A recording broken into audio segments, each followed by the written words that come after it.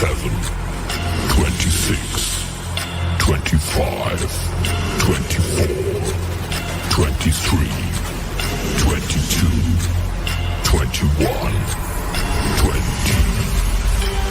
19, 18, 17, 16, 15, 14, 13, 12, 11, 10, 9, 8, 7, 6, 5, 4, 3, 2, 1, 0.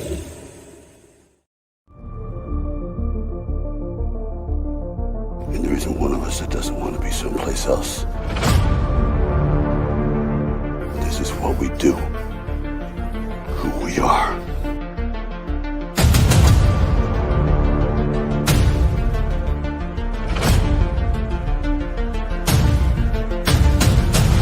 Survive a war, you gotta become war.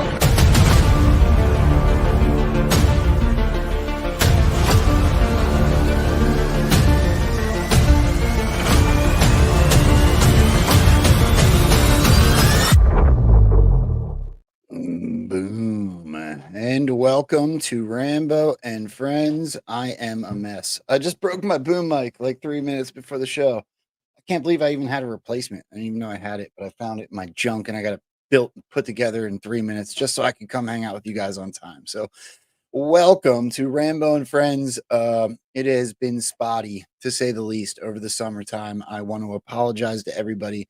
As soon as school starts, we got like a week and a half, maybe 2 weeks. I will be starting to go hard again, right? 3, 4, maybe 5 shows a week, depending on my swing shift schedule. But I'm hoping to have at least one, if not both of these guys every Thursday, because it seems to be a time slot where it works. Abs has already offered, and you guys are in for quite a treat today. So we're just going to do typical Anon Cave hangout. Not a real whole lot of direction, mostly just hanging out and doing what we do as Anons when we, it's like sitting at the bar having a drink, right? It kind of reminds me of some shows that I've seen on Badlands. So with that being said, let's bring these guys on. I wouldn't miss a chance to talk to my friends. These are my friends.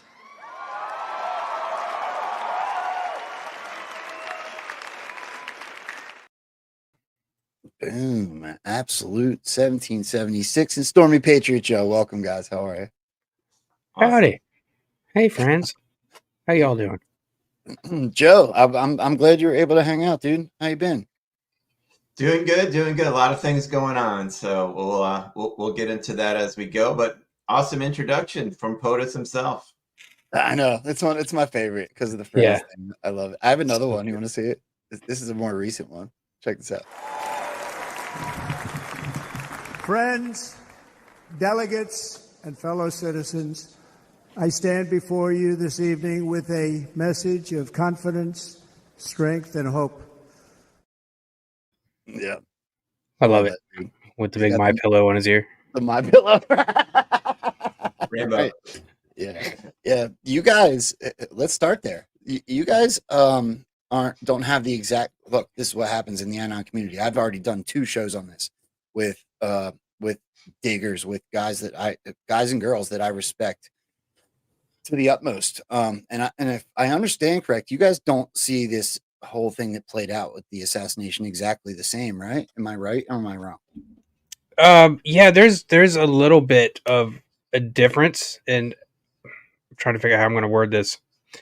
We might see it the same, but it doesn't appear that way yet. That's at first I didn't quite know what to make of it. I'm a big fan of the 72-hour rules, so I don't like jumping to conclusions one way or another off the gate. I think at this point it's pretty clear that there was more to it than just some bad guys throwing some 20-year-old nerd up on a roof and getting him to throw a couple plinks at POTUS. I'm not buying that, man. Yeah, I don't buy it at all. Joe, do you want to chime in, buddy? I know we've talked about it kind of offline a bit, and what I do is I don't really tell people. It doesn't really matter what I personally think. It really, what my role in this whole mission here for the past 7+ years, whatever long I've been trying to put things together, is just to present what I see, and it's up to the viewer to make up their own mind. I kind of shy away from people that say, you got to think this way. You can't ask those questions. What's this about? What are you trying to say? All those types of things. I make it extremely clear. I'm not part of the Q team. I don't have final answers. Only less than 10 people have that full vision. On our show and on my Twitter account and my other social media accounts, I laid out comms before the event. I laid out comms 2 days before the event. I laid out comms during the event. Paul and I went go live right after the event. We started to make connections right after that, and we've made connections after the event. Now it's really up to you as the viewer to decide what that means. Okay, so that's really where I sit on it. Is that there was heavy comms. He's fine. His ear looks great, and it's up to you to take what you want out of that. Yeah. That just to add on real quick, man, that's basically where I'm at. Like me and Joe said on the show, it doesn't necessarily matter if we prove it was a whole big white hat op. It doesn't necessarily matter if somebody can prove that the bad guys snuck one in and actually managed to pull off some shit like this, right? What me and Joe said on the show is either which way, whatever the case may be, the event occurred, right? And it's banging the shit out of the board. So you've got to report on that. You've got to ask the questions, and you've got to put. I don't care if it's Donald Trump. That doesn't mean I don't care about Donald Trump. Let me just go ahead and get that out of the way. What I mean is, how come just because this happened to Donald Trump, all of a sudden we're not allowed to ask the same questions we asked of Uvalde, we asked of all these other, so we can ask these questions on these events, but no, it happened to Donald Trump. That's just an emotional bridge too far. We can't get past the knee jerk to ask those questions. And so the knock-on effect, man, is look what's happened since, right? Look how many people are awake. Look how many people are on Donald Trump's side. Look how many people are now aware of the fact that the CIA is, in fact, capable of doing this kind of shit. I'm just saying, if I were the people putting this plan together, that might be something I'd consider doing to wake a huge swath of people up at once. Just saying. I could not agree more. And you know what I like to do on the show is, look, there's a process to the Great Awakening for each and every individual in this country and around the world. I have come to believe that 100%. And so I like to share my process with people in hopes that it'll help them with their process. And I know the 72-hour rule. I know that we should sometimes take pause, right? And maybe some prayer, meditation, and different things before we address things, especially when you start to reach a few people, right? I didn't do that on this one. I screwed up. It was a mistake. So, I mean, I was like 30 seconds after it happened. I'm connecting Q drops and I'm putting it out there. And I upset some people, right? I hurt feelings, which I do a very diligent job of trying to separate in critical thinking. However, not everybody is at that point, right? And there's some large names and big influencers and people within the movement that didn't appreciate it this time. So here's what bugged me about that, man. Is we're all entitled to our opinions and beliefs, right? So they held their beliefs that they had, you held yours that you had. And it's fine to hold different beliefs and opinions based on what we see. And we're not going to go into any of the names or anything. I'm not here for that shit, but I saw the attacks on you, man. I saw people coming at you because of your opinion, and I wasn't okay with that because I've seen, even at the time, I didn't even agree with you 100% at the time, bro, but I'm not over here attacking you because that's what the Great Awakening is, asking questions and arriving at our own destination for what we find our truth to be, right? For what we find the truth with everything we're shown. What are we going to believe? Was this fake or was it real? Well, ultimately, like Joe said to lead off, it doesn't matter. What matters is it happened and it's hitting the board and we're moving forward with this movement in the Great Awakening. That's what people need to be focusing on. And I just don't understand how some of those folks who came at you were completely okay with you until you started asking some hard questions about arguably the most polarizing incident we've faced as Anon since this whole thing began. And I think it's not fair to go out there and tell people to research the truth and speak their truth and speak what they're finding. And then when they do that, you go and attack them, man. I'm sorry you had to go through that, but look, big props to you for owning it and saying, look, I made a mistake. I should have waited a little bit longer. Should have let things settle a little bit. Like we all make mistakes, bro. Me and Joe are wrong. Me and Joe are the first ones to admit over on Eye of the Storm. We're wrong a lot. Like, don't take what we say as the gospel. But the thing is, we're also right a lot too. So that's where discernment comes in, right? That's so, I just wanted to chime in, man. I wasn't happy seeing you take those attacks, man, but I'm glad you pushed on through and didn't let them drag you down or throw you out of the game or anything, man. Joe, before you go, it is a learning experience, and I'm not as I don't have the time in that you guys have, and a lot of people that have, and I have made a promise to myself that I will always, if I'm going to do this, I'm going to do it without the ability to be bought. Nobody's ever going to buy me, and I'm always going to tell what I believe to be the truth. Right. Period. So, the lesson I learned, because I don't think I'm wrong. I still don't think my instant reaction was wrong. I just think that maybe the way that I went about it was incorrect, and the timing, because I wasn't conscious of the full scope of what was happening, and I just jumped in too quickly. Go ahead, Joe. You sound like you wanted to jump in. Well, I don't think anybody connected up Q 2190 before Paul and I did, because when the event happened, we jumped right onto a go live, and we were like, "What is he saying? Fight, fight, fight! Let's look through those cues." And then we scrolled to the one with him holding the fist up, and we're like, "Get the hell out of here!" I mean, that was like immediate, but we didn't like post the graphic and really hit it home like a lot of people were doing afterwards. We did it like on a stream. And then, obviously we're bouncing it back and forth in real time.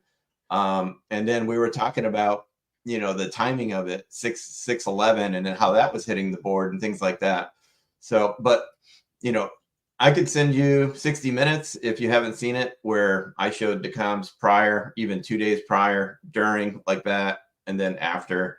So there's 60 minutes and probably 30 different data points of comms that were in those three brackets, I would say, before, during, and after. So, and look at his amazing recovery, and it just happens to be that 1/2 of a second that he's only going this way, and he happens to be pointing at the most important chart in his whole administration.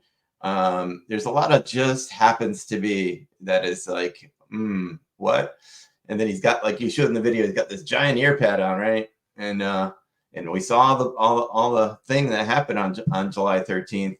Now look at him, with those two scenarios. So my point there really is, I am in the position where we're supposed to talk about it. That like Paul was saying, it's part of the Great Awakening, that we're dragging people that wouldn't look at narratives in a different way.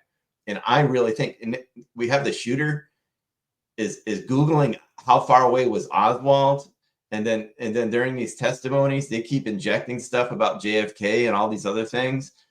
I really personally believe it's stepping stones, and we're not done yet, by the way. I think there's going to be more events like that one. I'm not sure if it's going to be against Trump or Biden or somebody else, but I don't think we're done with these crazy events. And even the testimony said that look for something else before the election, and one guy even said look for something else in the next 30 days. So just have your discernment hat on and look at all these different events as they come, and we'll be covering them. That's for sure. Joe, while I have your attention, I want to bring up a point and get your feedback on this. I think that there's actually a really wide range of perception when somebody says something like I did, like some of the drops that you're saying. They insinuate to some people that don't quite perceive things by reading those drops and connections the same as I believe that I perceive them. Look, I think that we're in the midst of an exposure campaign.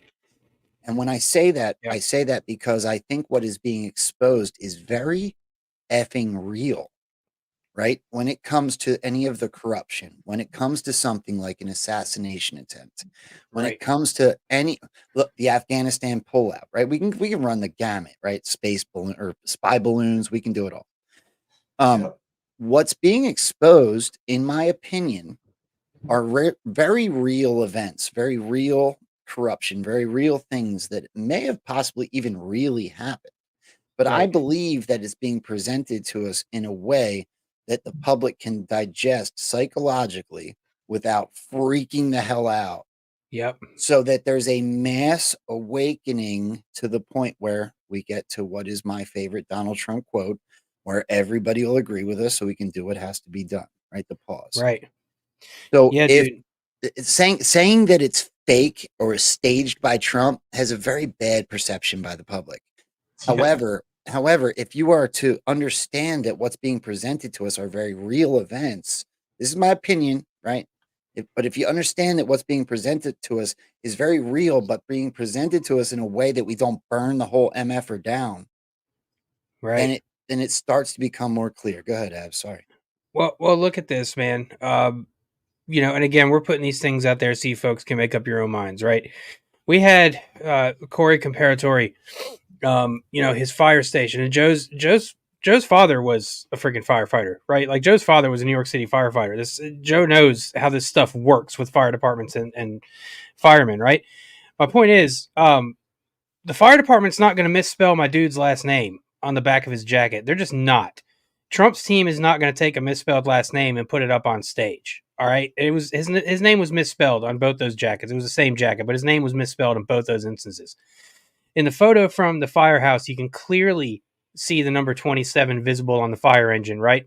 When Trump took his stuff up on stage at the RNC, the number 27 helmet sitting right on top. Wouldn't you know that drop number 27 is the drop talking about what you just said about how some things can't be disclosed and how we have to do this, but not in a way which is that we can't recover from? Do we think that's a coincidence, especially considering misspellings matter? Like it's little stuff like that has popped up with this one. You have to ask the question, dude. And it almost feels like this instance was arguably the biggest litmus test all of us have ever faced as anons. And it's um like you both have said, it ultimately doesn't matter where you land on it. It matters that it happened and what we can take from it. But it's also important to note what you said about the exposure campaign, because me and Joe fully believe that's where we're at. And I think there's most definitely a little bit of public humiliation playing a role into their punishment here. I mean, these people look absolutely ridiculous. You mean to tell me that Kamala Harris would make up her own mind and her own decision to have Megan the Stallion and a bunch of booty dancers come out and dance at a rally when it's like, bro, that's your best option? That's what you've decided is going to win this election? Really? And so when you look at it from that angle, man, and you understand that human psychology is fragile, even some of us to a degree, because of all the bullshit we've been put through our entire lives by the Operation Mockingbird, by the mainstream media, by all that shit. You can't just pull the plug. Too many people would freak out and society would fall apart. I promise you. I don't understand why more people can't like wrap their heads around it. And Tuesday night, me and Joe went over in the review section. The review Tuesday night was basically the whole North Korea situation, in which Q is telling you that shit was done months beforehand, before the public actually knew about it. So if they could take that situation, as big as that was, and cut North Korea from their clown ties that were controlling them, and do it way ahead of time and tell you it was done, and then go through the process of an exposure campaign with that over the next few months till it actually happened publicly, you mean to tell me they can't fake other shit to wake other people up? Not buying that, man. Q in the early drop, he went through the painstaking effort to show you the North Korea situation was done, it was settled, and it was done so months before it was even in the public eye. So if they can do that, there's nothing they can't do to sway public perception and wake people up. Go ahead, Joe. Sorry. So stemming off of that, in reality, like in mainstream news, it was Trump is taking us to World War III. Literally, blue check Twitter was blowing up like crazy.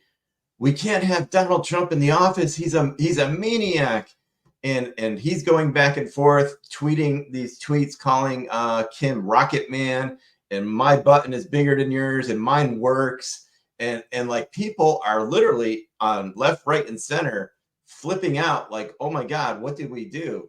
We put Donald Trump in office and he's acting like, this is nuts. And while all that was going on, like Paul just explained, Donald Trump and Kim already had met months ago and had it all worked out, and the agreement ended up hitting the Q board and everything later.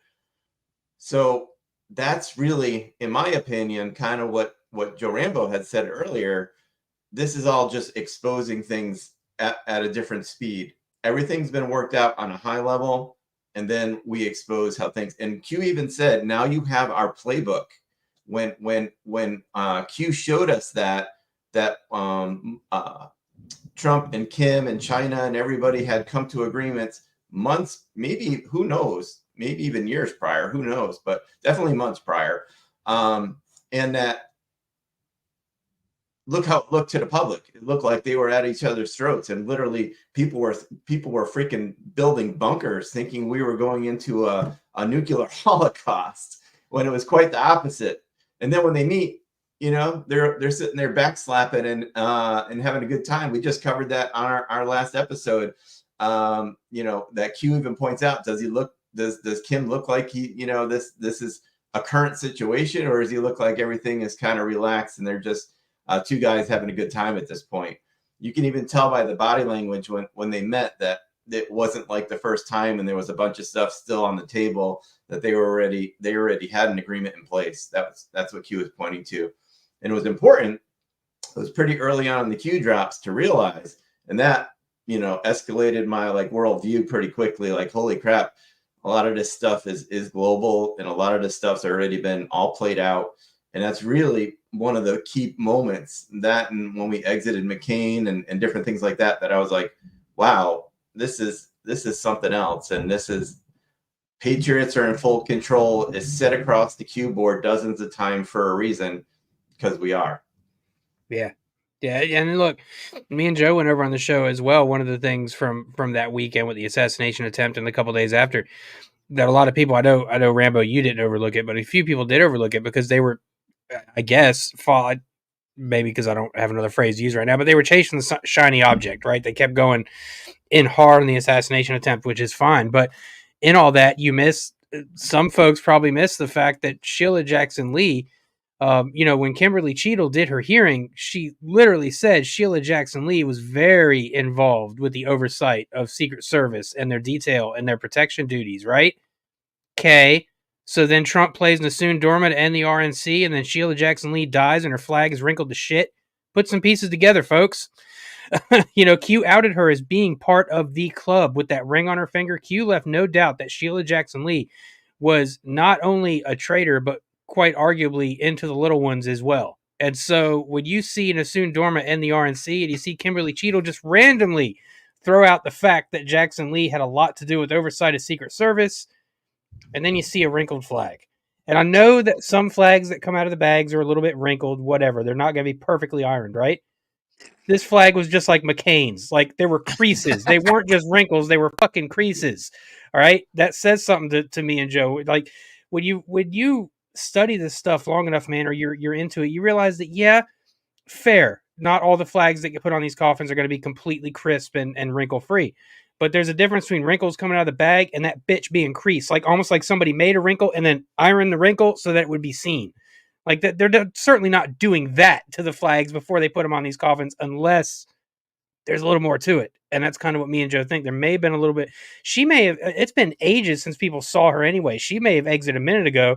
And I'm with Joe's line of thinking that some of these exits, they're all planned by us for strategic timing. And think RBG. Does anybody actually think she died when she died? Or do we all kind of think that bitch was dead for months before it was said? Yes. I'm just saying, man.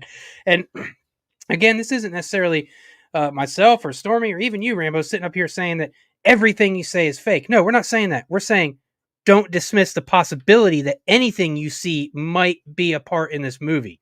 That's all I'm saying. Don't dismiss the possibility. I have two things I want to say. So let me start with this one.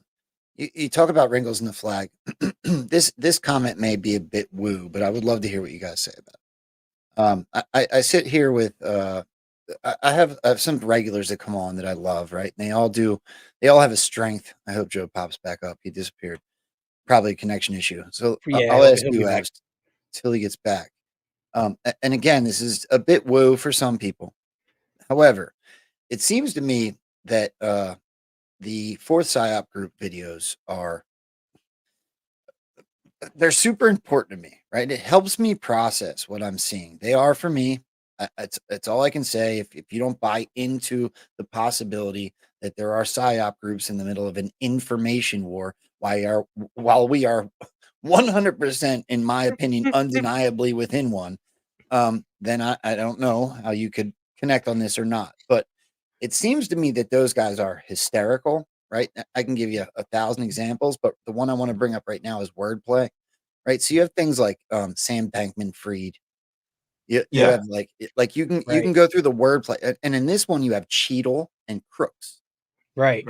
In every event, there's some telling verbiage, wordplay that seems to give a hint, as far as my discernment, my little sensors go off, and I'm like, oh my god. Yeah. Right? Do you guys notice that too? Yeah. Yeah, I think that's all by design too, man. To what degree, I don't know. I don't know how they would go about putting that kind of thing together. Like the logistics of all this absolutely blow my mind. You know.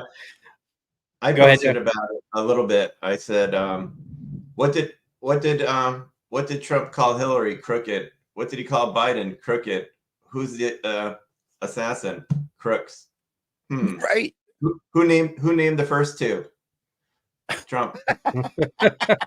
and then I'm sure you saw the connection where Julian's room highlighted in the Q drops that person that's in the Secret Service and blew it up and made it lighter. It looks a whole lot like Cheadle. Yeah. Did you see that one? Yeah, Yep. I did. That's weird. It's mind-boggling me to consider all the pieces on this chessboard and the way that it's all being revealed, man. And the names are a big part of that. You know, we highlighted Ronald Rowe as well. Another RR has entered the stage. You know, the Q drops consistently talked about RR being Rod Rosenstein, but if you go back and look at a lot of those RR drops, if you apply a double meaning, they apply to this situation and that hearing the other day with Rowe as well. Because a lot of the drops with RR talk about declassification and dark to light and exposing things. And for all intents and purposes, Ronald Rowe shit all over the Secret Service the other day. He literally said, there's no excuse for what happened. There's no excuse for how we acted that day. Bro, you just threw your boys under the bus. You know, and it's going back to the name connections, Ronald Rowe. Well, row in a boat, right? How many crossing the Delaware connections have we had lately, man? So it's literally everywhere. It's everywhere you look. There's a connection to be made from something. So from where I sit, either A, this white hat thing is legit, and we're seeing these people's deep state criminal syndicate get blown up in real time, or B, we've all been walked off a fucking cliff and we're doomed.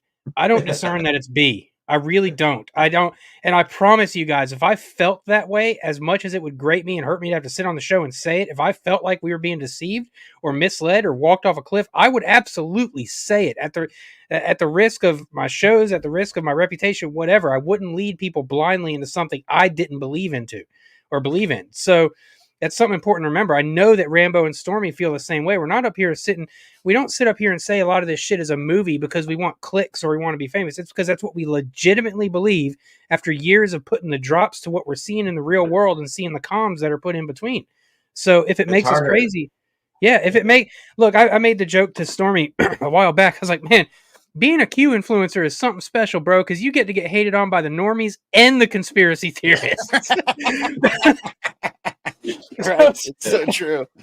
But it's true, man. I say it's easier and it's lazier just to say, what the mainstream news is saying. It's harder. It takes more research and connecting and out of the box thinking, and you take the heavy flack for going down that path. Believe me, I took it talking about that one day Trump could be indicted. I took it for 3 years on that. What happened? He became indicted. I could go on and on about different scenarios. That Biden, I said right the first moment I saw Biden be up for a run at the presidency back in 2019, I said, that's not Joe Biden. And whoever that is, we have full control over that. People ragged on me for years for it. Now I put up a poll. 97% of the people now believe that's not really Biden, and that we really put that in place for a great awakening during this period. So it's harder and more difficult, and you get beat up for it. and you get less clicks and less likes, and but that's not why I don't think the three of us are here, because Right. we wouldn't just stand up for what we believe in if we were just here for clicks and things like that. I'll even go a step further, and I'm going to do this with absolute love. I'm going to make sure that this comes across with absolute love. Look, I'm a big fan of John's, right? I'm a big fan of Devolution. I'm a big fan of his research. I don't necessarily think that he's 100% correct, but none of us are, right? None of us are. We're all doing our part within this. What I'm getting at with this is John and a few of them made fun of, certainly not me specifically, but a lot of people in the beginning for thinking anyone that said mask or earlobe or, any of the clickbaity type things that they would have called clickbait at the time. And I'm noticing that really, really smart people, brilliant people within this movement are starting to acknowledge that that's a possibility. You see Joe Rogan? Joe Rogan Yes. said, man, he's 6 inches taller. He's like, I try not to be the conspiracy guy, but how the hell did he get 6 inches taller? And I was like, hey, welcome to the show, Joe Rogan. Watch my stuff from 2019, Yeah. Yeah, I think cool. I think you've witnessed a little bit of cognitive dissonance getting beaten down with that. Like people have had to come to accept it, and also, I totally understand the reticence to want to buy into the masks or doubles or clones, because that's what some of the shills in the movement have done to really make Q look bad, right? You've had, again, I'll stay away from names, but you've had folks say, well, this guy's this super secret government clone, and it's the same people that push Nasara and Jasara and all that shit. This stuff obviously meant to make us look like trash, right? But at the same time, dude, there are some of these people you can't really. I'll see some people like, no, that's totally 100% the same Joe Biden. And I'm like, I don't know. I really like and respect you, but I don't know. Like it's like Joe just said, dude, I guess dementia makes you taller, because all of a sudden this sumbitch is pushing like 6'5", like he's Abe Lincoln territory now. All of a sudden, you're like, what the fuck even happened over here?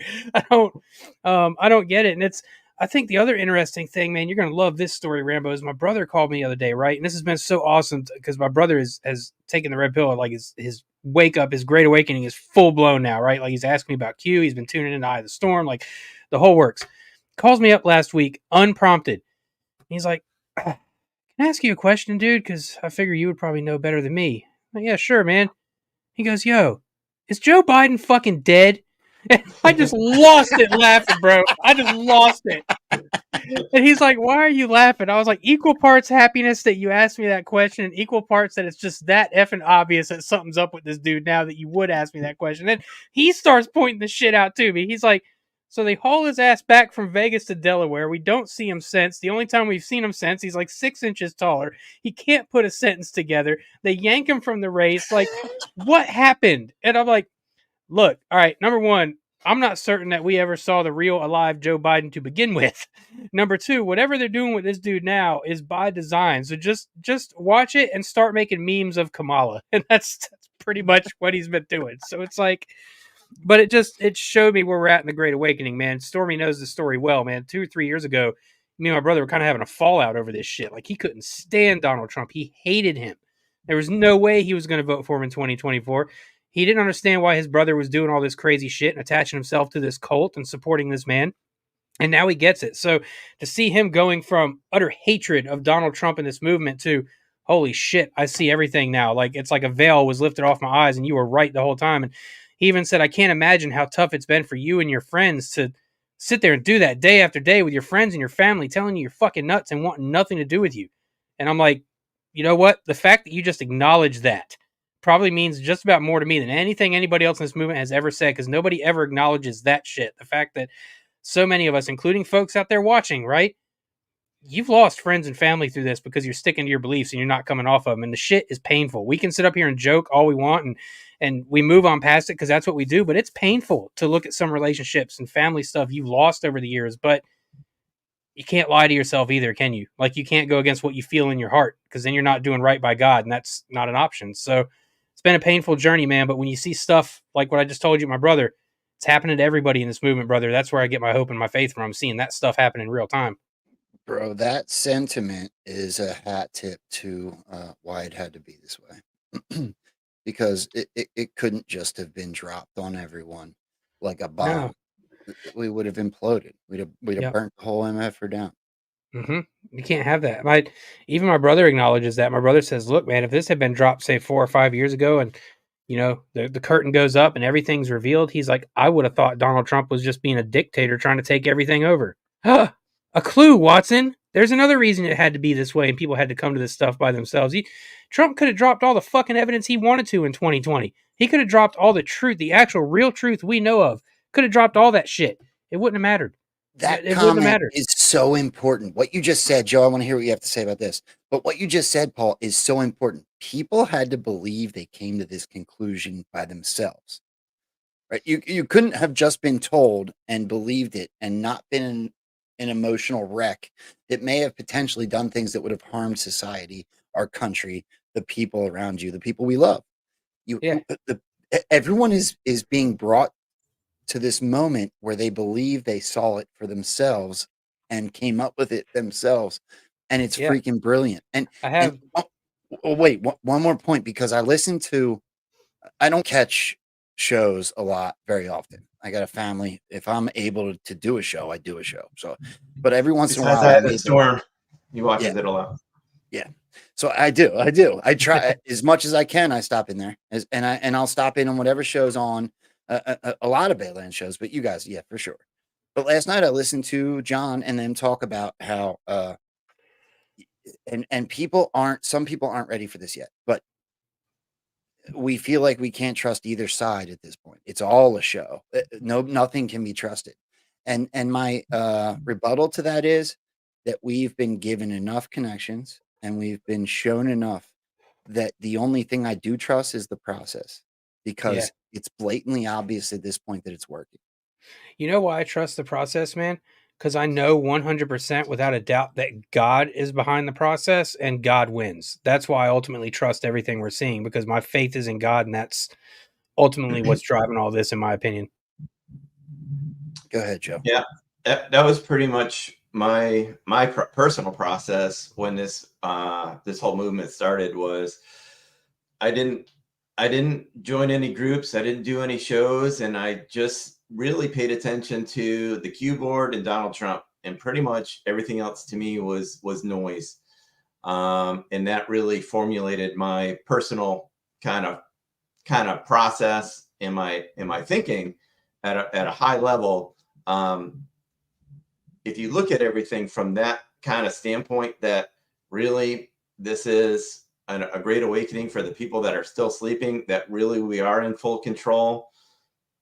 It just helped me become much more calm through the whole process, and also kind of see things that other people aren't really looking for. So, we've assembled a great team, the team less than 5. We all have that type of mindset. So we're looking for things that Biden is saying. We're looking things from even Kamala Harris. We're looking from things from Cheadle's testimony. We're looking from things from everybody. And lo and behold, a lot of them make a whole lot of sense once you kind of take that position and say, holy crap, maybe where Paul just went through that scenario with North Korea, maybe this whole scenario is one of those. Because, viewing it in real time, you weren't thinking like, whoa, Donald Trump has this already all set when he's screaming, little rocket man, I'm going to fire my nukes at your ass. You wouldn't think that they were, out there having cherry cokes in North Korea months before. So, but you have to have, I kind of look at it as like a radio. You can be the best producer of music and have the best albums, the best things going out. But if that receiver on the other side just isn't on, it doesn't matter. So my own personal experience when 9/11 happened, somebody a little more, cued in at the time came over to me and tried to explain that those buildings wouldn't just collapse like that. And I just was like, I was working 100 hours a week in corporate America. I didn't have time to mess around. I just thought he was nuts, But after Q and after different things and hearing different things over time, then I was ready to really kind of have an open mind and listen. And now obviously that the narrative of 9/11 isn't believable, right? And we even had 9/11 news today. So pretty Yeah, interesting. no, I'm gonna get into that actually. Well, let me. I'm gonna ask you guys a question because then I wanna show something and then transition. But can either one of you think of something that we've seen now with everything you know, at this point in time? Is there any major event that isn't a psyop? I don't think so. Yeah, I don't think so. And I know that I know that's a little like tinfoily to say, but I think I going can't think of all one. the way.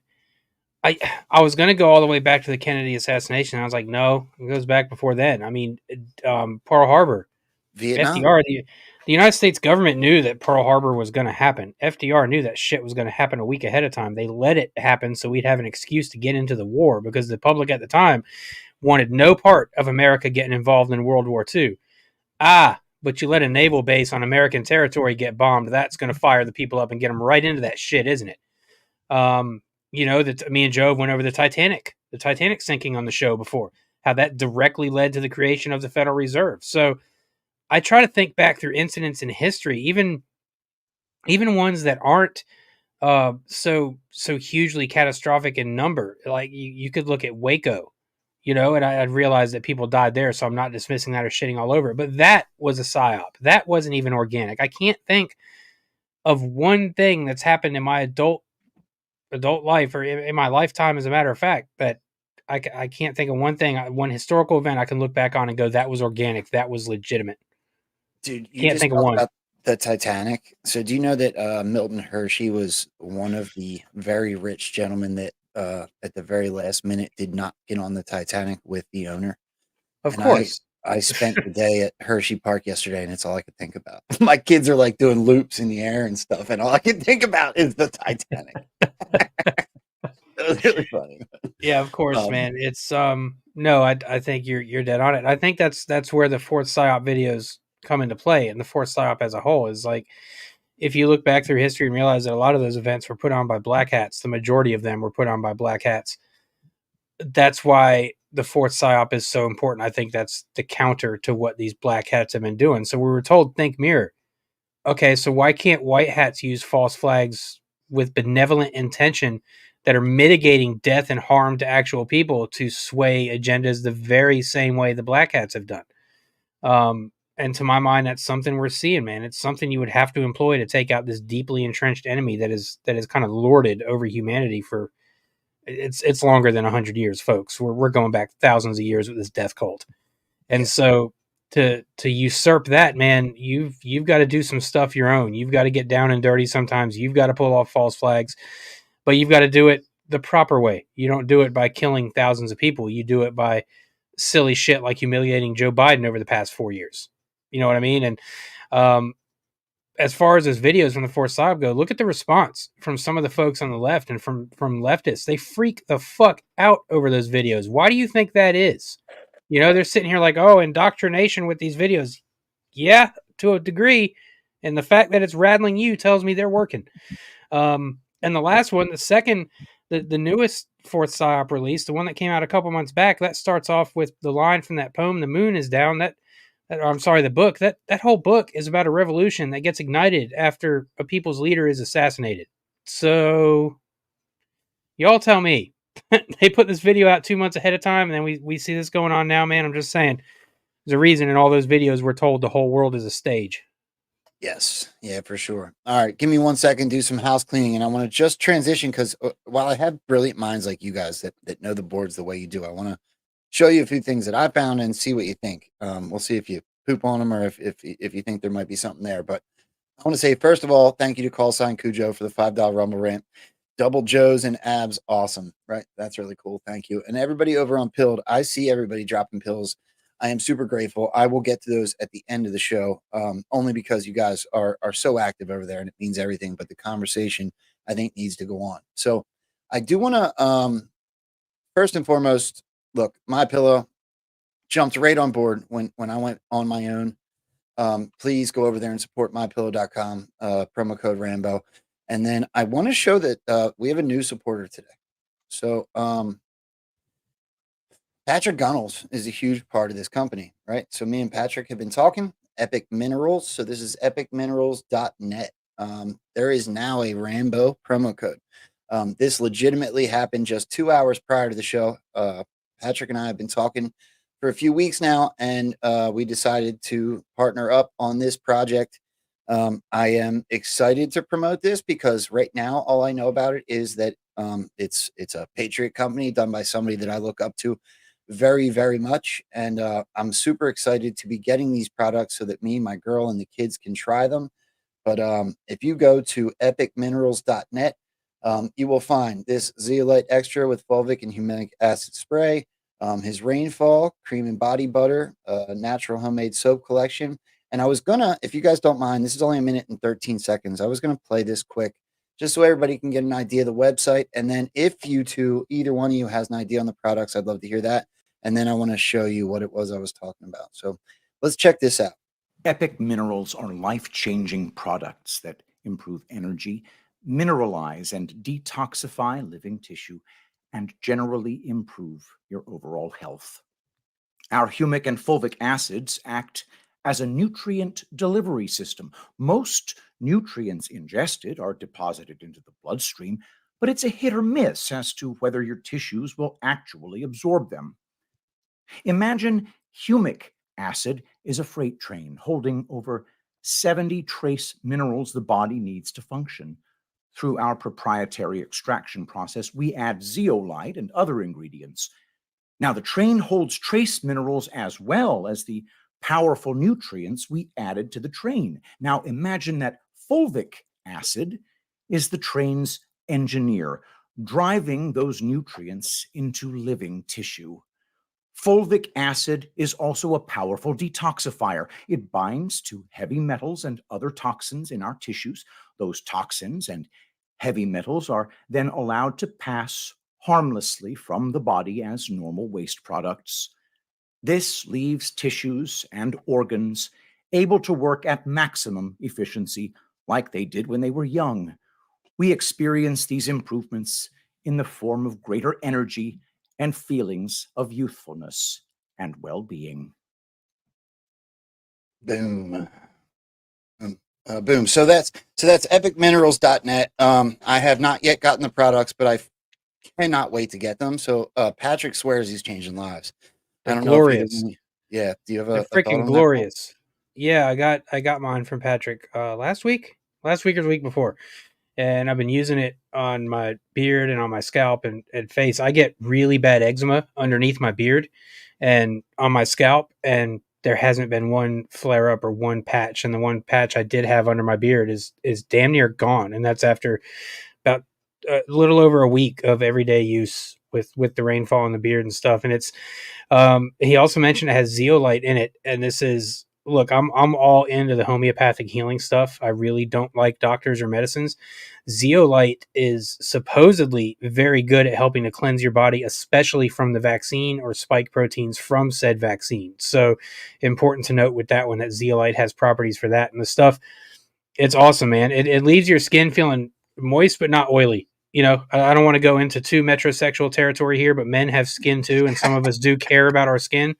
So it moisturizes your skin, but it doesn't leave that weird kind of moisturizing, oily feeling on your skin. It just feels like your skin's moisturized. It's awesome stuff, dude. Well, I've been offered like maybe 10 different things to sponsor this show to help, get it up and going and fund the different things like broken mic booms that I did 3 minutes before the show. And I've said no to almost all of them, right? My pillow, I'm going to say that yes to that all day. Having our own coffee for sure, without question. That was a Pepe Deluxe and 8-track. These are coffee, right? It was awesome. So I've said no to a bunch. Patrick offered me this. I spent 2 weeks looking at it. I'm super stoked to get my products and try them out. So yeah, it's good stuff, man. You're gonna be happy with it. Yeah. All right. So check this out. So we talked about 9/11, right? You guys all know there was news. So let's hear. Let me bring us up this way so we can watch. But this is just a short clip, and then I want to show you guys what I found, and then hear what you guys have to say about this. So check this out. Mastermind of the 9/11 terror attack and 2 co-defendants have reached a plea deal. Authorities say they will now plead guilty to multiple charges, including the murder of 2,976 people, reportedly to be spared the death penalty. Khalid Sheikh Mohammed, the alleged mastermind, and the 2 alleged co-conspirators have been held at Guantanamo Bay for years now. ABC's chief White House correspondent Mary Bruce with the 23 details years, just now coming as a in. matter of fact. Tonight, the accused mastermind of the 9/11 terror attacks and 2 other defendants striking plea deals with prosecutors that will allow them to avoid the death penalty. In addition to Khalid Sheikh Mohammed, Walid bin Attash, and Mustafa al-Hassawi have agreed to plead guilty. The New York Times reporting war court prosecutors sent a letter to family members of the victims of the attacks, saying in exchange for the removal of the death penalty as a possible punishment, these 3 accused have agreed to plead guilty to all of the charged offenses, including the murder of the 2,976 people listed in the charge sheet. All 3 are currently being held in Guantanamo Bay, where they are expected to remain for the rest of their lives.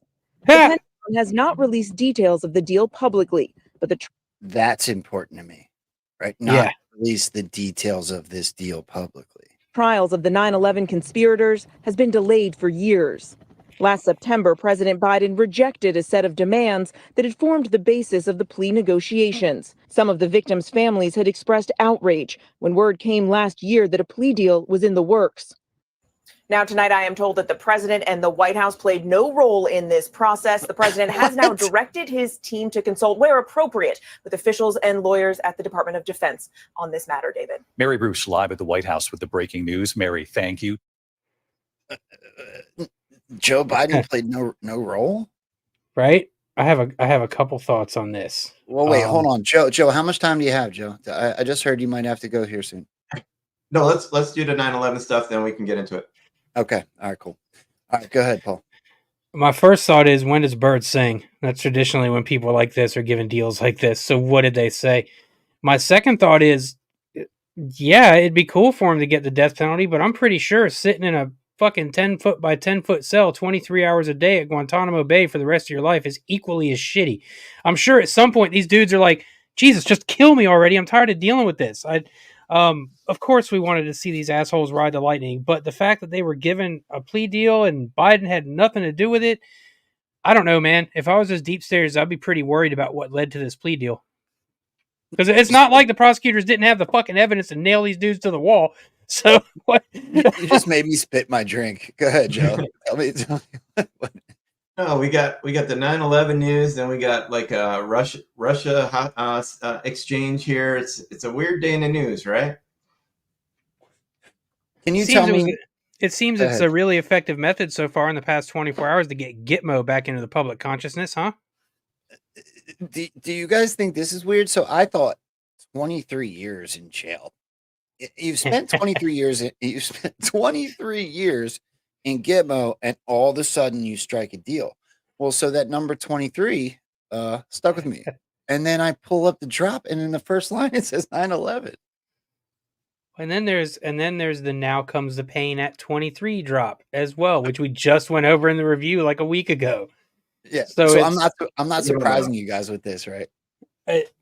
That's a good one. That's pretty. Dude, this is the thing we've been saying, is that the stuff banging off the board has not even had to be stretchy. You haven't had to go through any crazy means to make stuff hit. It's just like, look how obvious this one is. 23. Oh, look, 23 rings right off this shit. Come on. It says note MI. What's MI, Joe? Military intelligence, right, Joe? Okay, yeah. So no, military intelligence has the same SAPs as NSA, CIA, etc. as designated post 9/11. It's 9 through 11, right? Is that how that's how I interpreted it. I interpreted that one as 9/11, but 9/11. Okay. Yeah, but the hyphen could be double meaning stuff too. Who can be held hostage and controlled? We're literally talking about 2 guys that just took a plea sentence. CIA thinks its foreign offshore assets are strong enough to defend against the U.S. executive not accounting for military use on domestic soil. Why does the Constitution explicitly grant this authority to the president, and what is it to prevent? They knew our agencies would grow in power so much that they can hold the executive hostage or engage with bad actors. Trump nominated someone new to direct every agency but one. He controls the top. That's relevant, bro. That's Yeah. relevant as fuck. Sorry for the language. I'm getting a little loose with the F's today, but that was super relevant. Yeah. My God. My God. You just can't. Joe, You Joe, can't. do you have thoughts, Joe?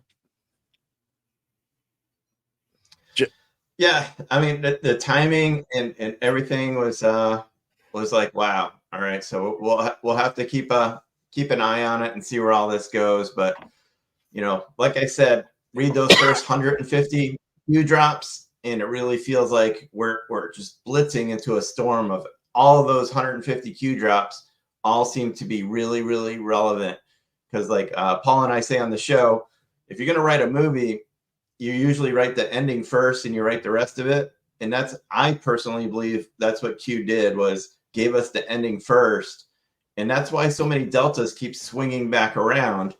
And if you read those early Q drops, it talks about 9/11, it talks about Hillary, it talks about Huma, and then it talks about all this activity from the military. And we're starting to see it ramp up with what's going on in the Middle East and what's going to be going on with Russia and China. It all just seems like a perfect storm that we're heading right into.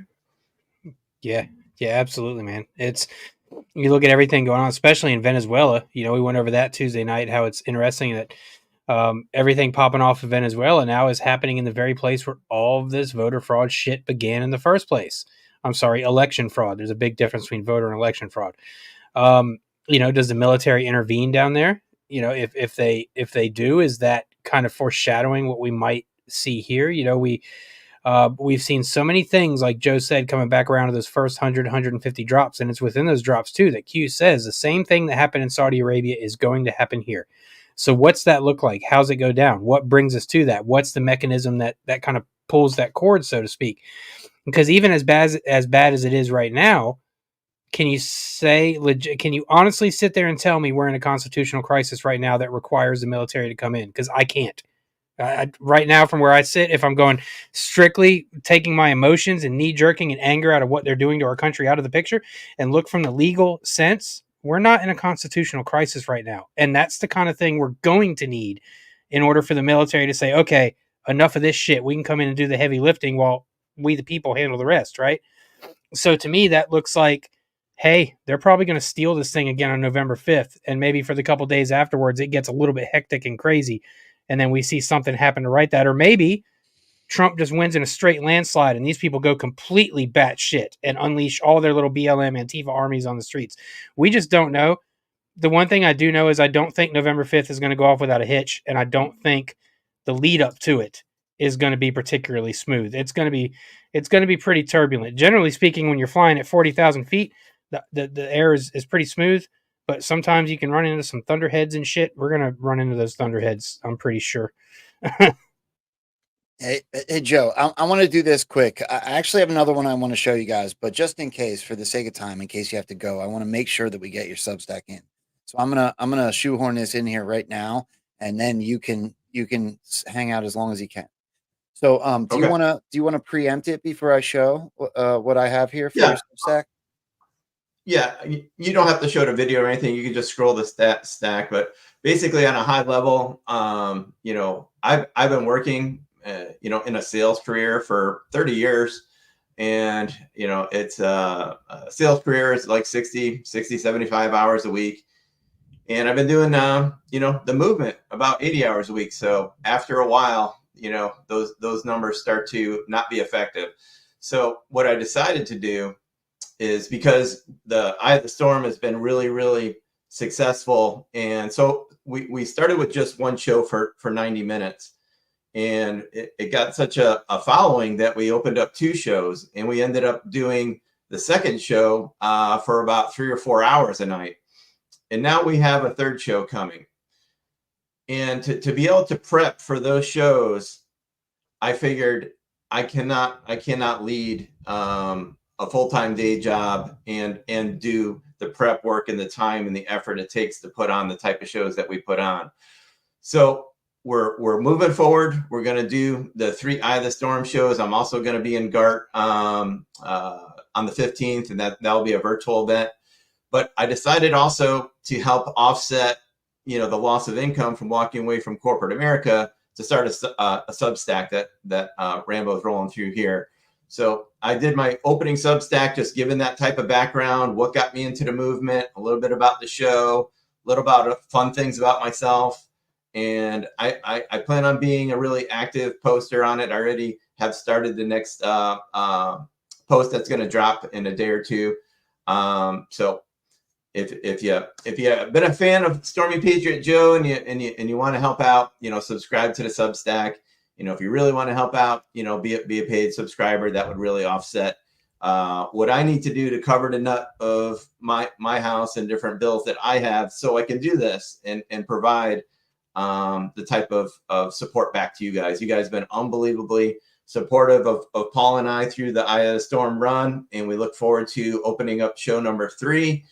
To be able to do 3 shows with that type of focus and intensity that we do, I needed to shed the day job, and this will help me. Anything you could do towards this Substack is what's going to give me the time to be able to also write a fabulous Substack, but do the 3 Eye of the Storm shows. And Paul and I will also be able to drop into Rambo show. I wouldn't be able to jump into Rambo show if I didn't get my notice. So this is what it's all about Patriots coming together, helping each other out, and it's gonna be a fun time. It's been good feedback on the first release here so far, but I look for my quick like 3-minute videos that everybody tends to gravitate towards. I know Rambo, you said you were always like a big fan of those 3-minute videos. That's what's going to be moving into the Substack. I'll carve things out from what I see in the movement, also from just my daily life, and just have a good time with it. So look forward to it. Well, bro, look, the fact that you just said you're able to be here because you put your notice in, I will personally be supporting this Substack. So thank you very much for everything you've done, because I didn't even realize how much you've influenced me, because you just take it all in as you're swiping through and you're looking at different influencers and different people's research and different digs. When I get to finally sit down and have these amazing conversations with people like you and Paul, I realize how much you've truly influenced me and how much you must truly be influencing other people. So I will personally be supporting your Substack. Thank you, bro. Yeah, it's all the folks out there that make this. Yeah, it's all the people out there that make this stuff possible for us. I went through the same situation a couple years ago myself, where it was kind of like I got to shit or get off the pot, because nothing I was doing in my personal life was really working that well. That is to say, I was earning money, but it was always tight. And I mean, it's always kind of tight now, but I'd rather have tight money doing something I enjoy and am passionate about than working for somebody else and helping them get their brand new car and their vacations and their private jet. So, Joe is, I've gotten to know him even better over the last couple of years with the show, but he's inspired me and helped me become better with decoding the Q drops and understanding the overall Q operation and mission. And I thank him deeply for that. He's also become a close friend. He's become somebody in this foxhole. The people you can truly trust in this foxhole are few and far between, and Joe is one of not to use a pun from our show here, but Joe is probably one of less than 5 people in my life that I 100% trust and never bury a knife in my back. No matter what he could know about me, I trust that Joe would never ever use that shit against me. He's stand-up dude, one of the best in the movement. So please, guys, go support him. Sign up to his Substack. It's going to be mind-blowing. I'm certain of it. Yeah, sorry. This is another friend of mine, USMC wife. She they have a very small show that is underrated, in my opinion. So I wanted to bring her comment up while we're supporting each other. What their show's called That Thing of Ours. So absolutely, please go check them out over on Rumble. Yeah, it's a really small show. It's very Christian based. They do their commentary on what's going on, update stuff, and I'm glad to see them in here. I would love to support them as well. But yeah, Joe, I'll be supporting you, bro. Do you got time for me to show you one more? Yeah, go ahead and flip into it. I'll see how long I can stay. I got about 10 minutes. All right, you might have seen this one because I posted it right away. So the story behind this one isn't nearly as brilliant as the way that you guys go about it with your already the knowledge you already have packed in your brain as far as the drops are concerned. I actually, Kim and I were taking the kids to, I told you already, Hershey yesterday. And on the way there, we were listening to the Kamala speech, the early one. And Oh, the the second- 17s? All the yes, 17s? yes, Yeah. yeah. So On a Delta, no less. yes, right. So honestly, I saw nothing of this. I don't know if anybody else picked up on this, but I was watching it and we hit play, and Kim and I, there's five kids in the back of the car, and we're on our way. And I push play, and she says, "Thank you, thank you, thank you, thank you, thank you, thank you." She gets to like a lot of them, and I was like, I looked at Kim and I'm like, "How much you want to bet that was 17?" So we replayed it, and we're both. I'm like, "You got to help me count, right?" So we're doing this in the car. All right, so here's the clip.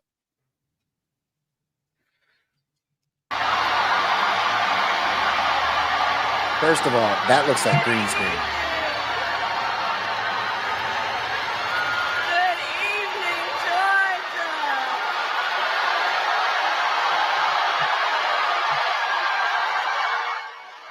Look at these simps in the front row with the yellow shirts on. Yellow? Right?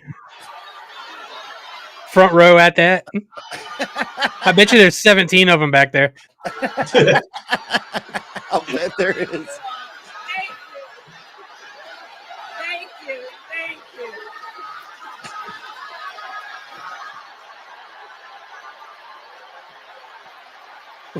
White men for Kamala is kind of like pigs for bacon. You know what I mean? Thank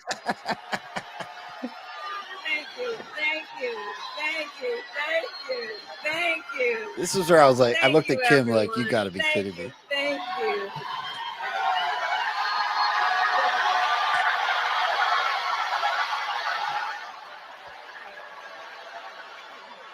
Thank you all. Thank you very much. Thank you, everybody. Oh, it's good to be back in Georgia. Thank you, everyone. Can we please hear for Tyler?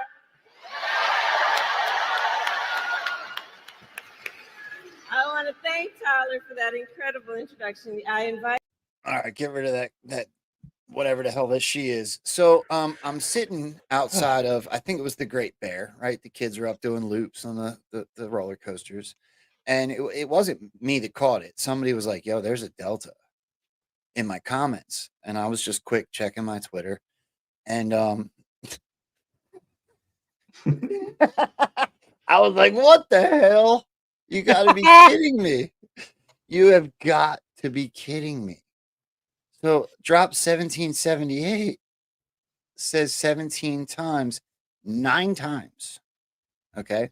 So Kim and I, again, we're sitting outside the roller coaster. And what Q responded to the anon that wrote 17 times, 9 times is the world is about to change. So I was like, what the hell? So I posted that. And then Kim, being the very young, like only a month, anon that she's becoming from my influence, decides to multiply 17 by 9. Have you guys seen that? Oh my gosh. No. So No. I'm actually not prepared on that. Hold on. I have it though. Give me a Damn it, second. Rambo. Well, what's 17 times 9? Off the top of my head, I don't know that one. I mean, Hold I do on, have a fucking I have it calculator up. right here. I'll go to my Twitter. She wasn't the only. It's 153. Okay, do that. I'll go to QAG and I'll just do it. So what is it? 153. Drop 153. This is gonna hit like crazy, isn't Well, it? okay, so here's the thing. Scavino posts a video of what's the mobile stairs that go to the airplane, and he does that yesterday, and it says the number 9 on it. So that's what Kim said. Well, there's 917. There's 9 times that it says that 17 quote, and there's 9 of them. And Scavino posts 9, and Kim pulls up. I can't take credit for this. This was her 153. For the coming days ahead, ask yourself an honest question. Why would a billionaire who has it all, fame, fortune, and warm, loving family, friends, etc., want to endanger himself, his family, by becoming POTUS? Why would he want to target himself and those he cares about? Does he need money? Does he need fame? What does he get out of this? Does he want to make the U.S. and the world a better place for his family and for those for those good and decent people who have long been taken advantage of. Perhaps he could not stomach the thought of the mass murders occurring to satisfy Moloch. Perhaps he could not stomach the thought of children being kidnapped, drugged, and raped, while leaders, law enforcement, and the world turn a blind eye. Perhaps he was tired of seeing how certain races and countries were being consistently abused and kept in need, poor, and suffering, all for a specific purpose. Perhaps he could not, in good conscience, see the world burn. Why, hours after the election, did 7 people travel to an undisclosed location to hold a very private and highly secured, guarded meeting? Why didn't Hillary Rodham Clinton give a concession speech?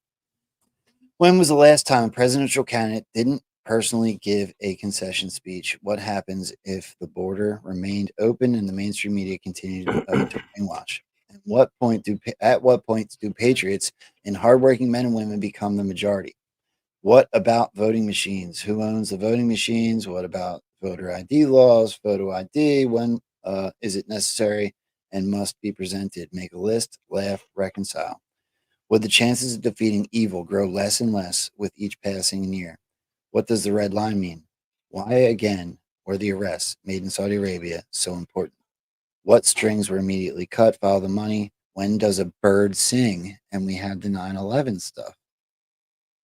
It all seems to come full circle. And I, like I said, I can't take credit for that 9 times 17 thing. That was all Kim. Nice. That is all seems to be ringing right now, and current things going on, right? And Paul even mentioned those last 3 things even before we got there, right? It's that drop right there is I actually went over that one with my brother as well. Not necessarily to drop line by line, but I brought that point up to him. I was like, you have to ask yourself, why did Trump run in the first place, dude? I was like, he was already a billionaire, already had a perfect family, already had everything a man could want. Why would he open himself up to all this shit unless there was a bigger reason behind it? And the line literally went quiet for 5 or 10 seconds. You could tell he would, like, that one hit a nerve, right? Like that one got the gears turning. And he comes back and he was like, I honestly don't know, dude. And I was like, that's a better answer than a lot of other answers you could have given, because that means you're going to be thinking about it for a few days, you know? But it's true. He didn't need to do it at all. I mean, why would he want to? That's all you have to ask yourself. Unless, like the Q drop says, it was because he just wasn't going to stand by and watch these people continue to get away with this shit and destroy this country when he had the means and the ability to stop it. Yeah, I believe the military went to him years ago, and maybe he held off in 2012. And I think Donald Trump's been in the loop in this mission, probably going back past 2012, probably 2009, 2008, 2007, who knows? But he's well in the know. So once you get like really, really well in the know, you get to a point of this is this is the future, not only of our country, the whole world spins on the freedom of this country. So, you know, is it more important to build another skyscraper? Is it more important to build another hit smash TV show? Or is it more important to save the country, which is going to save billions of lives and put us on a totally different trajectory? And that's what I think. You know, he was presented enough information where he was like, yeah, if you guys can secure the election in 2016, yeah, sign me up. We'll do it. Joe, do you remember this one? So this one gets played off as complete coincidence because of the timing, but I don't have it pulled up, but I'm just going off of memory. Do you remember the clip where Donald Trump was talking about Anthony Weiner and the this crazy stuff that was on his laptop, and at the same time was going on a Pizzagate? Yeah, because he ate pizza with a fork. Right. Before Pizzagate was ever made public. Yep. That is more than a coincidence to me.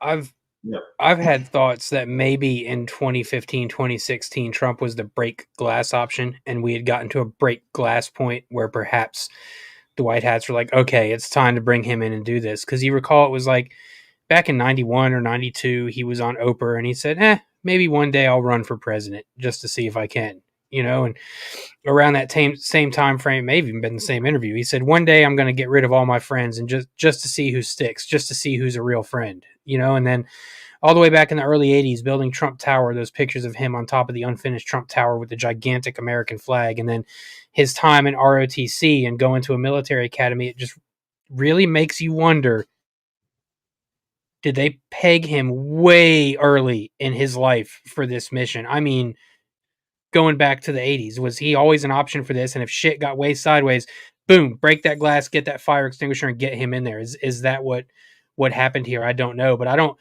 I think the one thing we can all certainly agree on is that his mission to save this country didn't start when he came down that escalator, man. It started well before that, Yeah. So a quick tie into the 17s. The fireman was honored at the RNC with a moment of silence, and if you count out the seconds, Donald Trump gave a 17-second moment of silence for the fireman. And then when he returned back to Pennsylvania for the rally yesterday, he also gave a moment of silence for the firemen. That was also 17 seconds long. Well, Joe, I mean, so it said 17 9 times.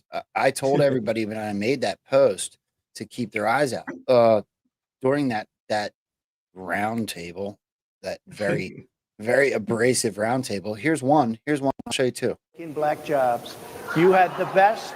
What exactly is a black job, sir? A black job is anybody that has a job. That's what it is. Anybody that has a job. All right. And Mr. President, they're taking the employment away from black people. They're coming in, they're invading. It's an invasion of millions of people, probably 15, 16, 17 million people. I have a feeling. Okay, there's one, right? And then everybody's seen this one. Everybody's seen this one, right? 117-17. Yep. I guess they're charging the officer. So why should he receive immunity? Well, he might not. I mean, it depends. It depends on what happens. I'm talking about people that are much different cases than that. We need people to protect ourselves. And by the way, in Chicago, as an example, a few weeks ago, July 4th weekend, they had 117 shootings and 17 deaths. Nobody wants that. Nobody wants that. We need to have our police officers have. If you don't realize that that's on purpose, I don't know how to help you. he weaved that in at the Bitcoin conference too, and he was talking about these major things that were hitting the Q board in a really, really strong way about everything tied to why you would be at a Bitcoin conference with in the Q drops about inflation and the Fed and basically causing you to be a slave to the system. And he said those numbers 5 times in a 60-second period while hitting the Q board in those last few Qs that we got. Also, in my opinion, yet another proof point that the 2022 Qs are legit. So take that to the bank. See what I did there? But I have to bounce, boys. I appreciate it. Thanks, guys. Love you guys too, man. Always fun, Joe. Take care, brother. You, bro. Yeah, you're awesome. See you in a bit. See you. All right, I'm going to change it to this one. Did you see the cat literally jump up on my shoulder and start headbutting me in the face? Yeah. I'm being attacked over here, man. Now he's calmed down because I finally picked him up and gave him attention. You can't see him because my little banner's in front, but he's staring at the microphone pretty hardcore right now. You can kind of see. You can see his little head right there. He's just up now. Now he wants to go play around in the office now. Because why not? He wants treats, but he had treats when I woke up, and that was like 3 hours ago. And he can't have more right now. He's accosting me right now, bro. He's staring at me right now. I'm fearful. Okay. I love Q Kitty and the whole family. I feel like Q Kitty's become more well known than I have, man. Like we can't get through an episode of Eye of the Storm without people asking for Q Kitty to go on camera. It's pretty crazy. That's awesome. Bro, I don't know if you realize it, but I feel completely blessed that I get to hang out with people like you and Joe. And I do you ever realize how blessed you are to have amazing friends like Joe? I do, man. It's something I actively force myself to pay attention to and take note of and show gratitude for, because it's when you have awesome relationships surrounding you, it can become easy to take some of it for granted, right? I mean, you just get so in the workflow and everything you're doing. I always try to force myself at least once a day for a few moments to take a step back and give thanks for all those that have been put in my life and all the people I have the opportunity to meet and work with, even if just briefly. I'm a big believer that everybody that's popped in your life has done so for a reason. Some of the people that have had the biggest impacts on my life have been in my life for like a month, dude. It's absolutely crazy. It's sometimes I wonder if those people are the angels the Bible talks about that God sends to help you out and keep you on track, man. So, yeah, it it humbles me, man, because much the same as you feel sometimes, dude. I feel the same way with some of these guys, with Stormy Patriot Joe and Patel Patriot and some of these guys with these huge accounts that have been going at it for ages, especially Stormy Patriot Joe, Yeah. And it's not like I have a tiny account, but I definitely don't have one of these big 6-figure accounts. I'm kind of somewhere in the middle, and I've kind of always flown a little bit under the radar because I've been more of a video editor in the background than actually up front podcasting, doing all this stuff. But that's actually one thing for me that, Joe is leaving his day job behind. Video editing is ultimately what's paid most of my bills. But the problem is video editing takes time. And I don't think many people are aware of how much time a serious video can actually take. And it can take hours, and I mean dozens of hours. I when we played that the Brothers in Arms military tribute video that I had done after going to Arlington, we played that on this show. That video is 6.5 minutes. Bro, it took me like 60 hours to put that video together. So that's what I'm talking about, right? So I don't have the time right now with everything going on and all the shows and articles I'm writing to focus on the video editing as much. So I've had to let a few of those jobs go and hope that this stuff continues to work out because I just don't have the time. But right now, my mind and my passion and my heart is doing this stuff and talking to people and mingling with we the people and getting information out there. And I understand that videos can do that. And I'm still doing video stuff, but I got to devote more of my time toward this arena right now. I feel like this is where I'm most effective, and I feel like it's where God's pulling me to. And I don't think it's a coincidence you're seeing so many kind of doing the same thing right now, man. It's almost like God's mobilizing his troops. It's pretty awe inspiring, dude. And it's funny because we get these attacks, right? So it's one of the reasons I've turned down so many sponsors. You want to do this and you want to do it honestly. It's just like I said earlier, where I can't be bought. I'm going to tell the truth. So you can sponsor me if you want, but you're not going to tell me what I can and can't say. Right. Right. And that's kind of why I got my feelings hurt with the whole assassination thing. Not necessarily that they were hurt just because I was told to shut up, but mostly I learned through it, like I said. But what bothers me is the instant dismissal, bro. Because from what I've seen of you, and I know how I am, and I know how Joe is, we don't dismiss anybody's opinions or ideas they might bring to us. So when we try to go to somebody else with an opinion or idea and it's instant dismissal and attack on us, it's like, these people saying this stuff to you are not leftists. They're not the enemy. They're not communists. But in that moment, you're sitting there going, why the fuck are you acting like a leftist toward me? Why are you not accepting my opinion and my thought as well? Instead of attacking it, let's talk about it. And I bet you we can come up with something pretty close to the truth. And it's really frustrating. I'm pretty reasonable, bro. You are. Yeah, I've known you, 2 months? We've been talking fairly regularly for 2-3 months now. And I intentionally have people with massively differing opinions on this show. Yeah. And I get along with and love all of them. Because I think that the ultimate message is it takes all of us. Yeah. I'm not going to sit here and tell somebody they're effing wrong. No, because none of us really knows. Yeah. None of us really knows. If I'm sitting here telling you, Joe, well, your take on Q is wrong, how the fuck do I know? I'm not one of the less than 10. I haven't seen those plans. Who am I to tell you that your thoughts on what the Q operation are could be wrong, Joe? And who are you to tell me that my thoughts on the Q operation could be wrong? Nobody in this movement has it 100% figured out, bro. Nobody. Not the Bitcoin guys, not the Q guys, not the non-Q guys, not the devolution guys, not the COG guys, not the Insurrection Act guys. Nobody has this shit 100% figured out. Period. So hold on a second. What the hell's a raid? Somebody has sent their viewers from their show over to your show. Apparently. Okay, I think it's a good thing. It's a good thing. It's a good thing, bro. You're good. You're good. Okay. I promise you, man. The black helicopter is not hovering over your house, man. It's cool. Okay. All right. Good.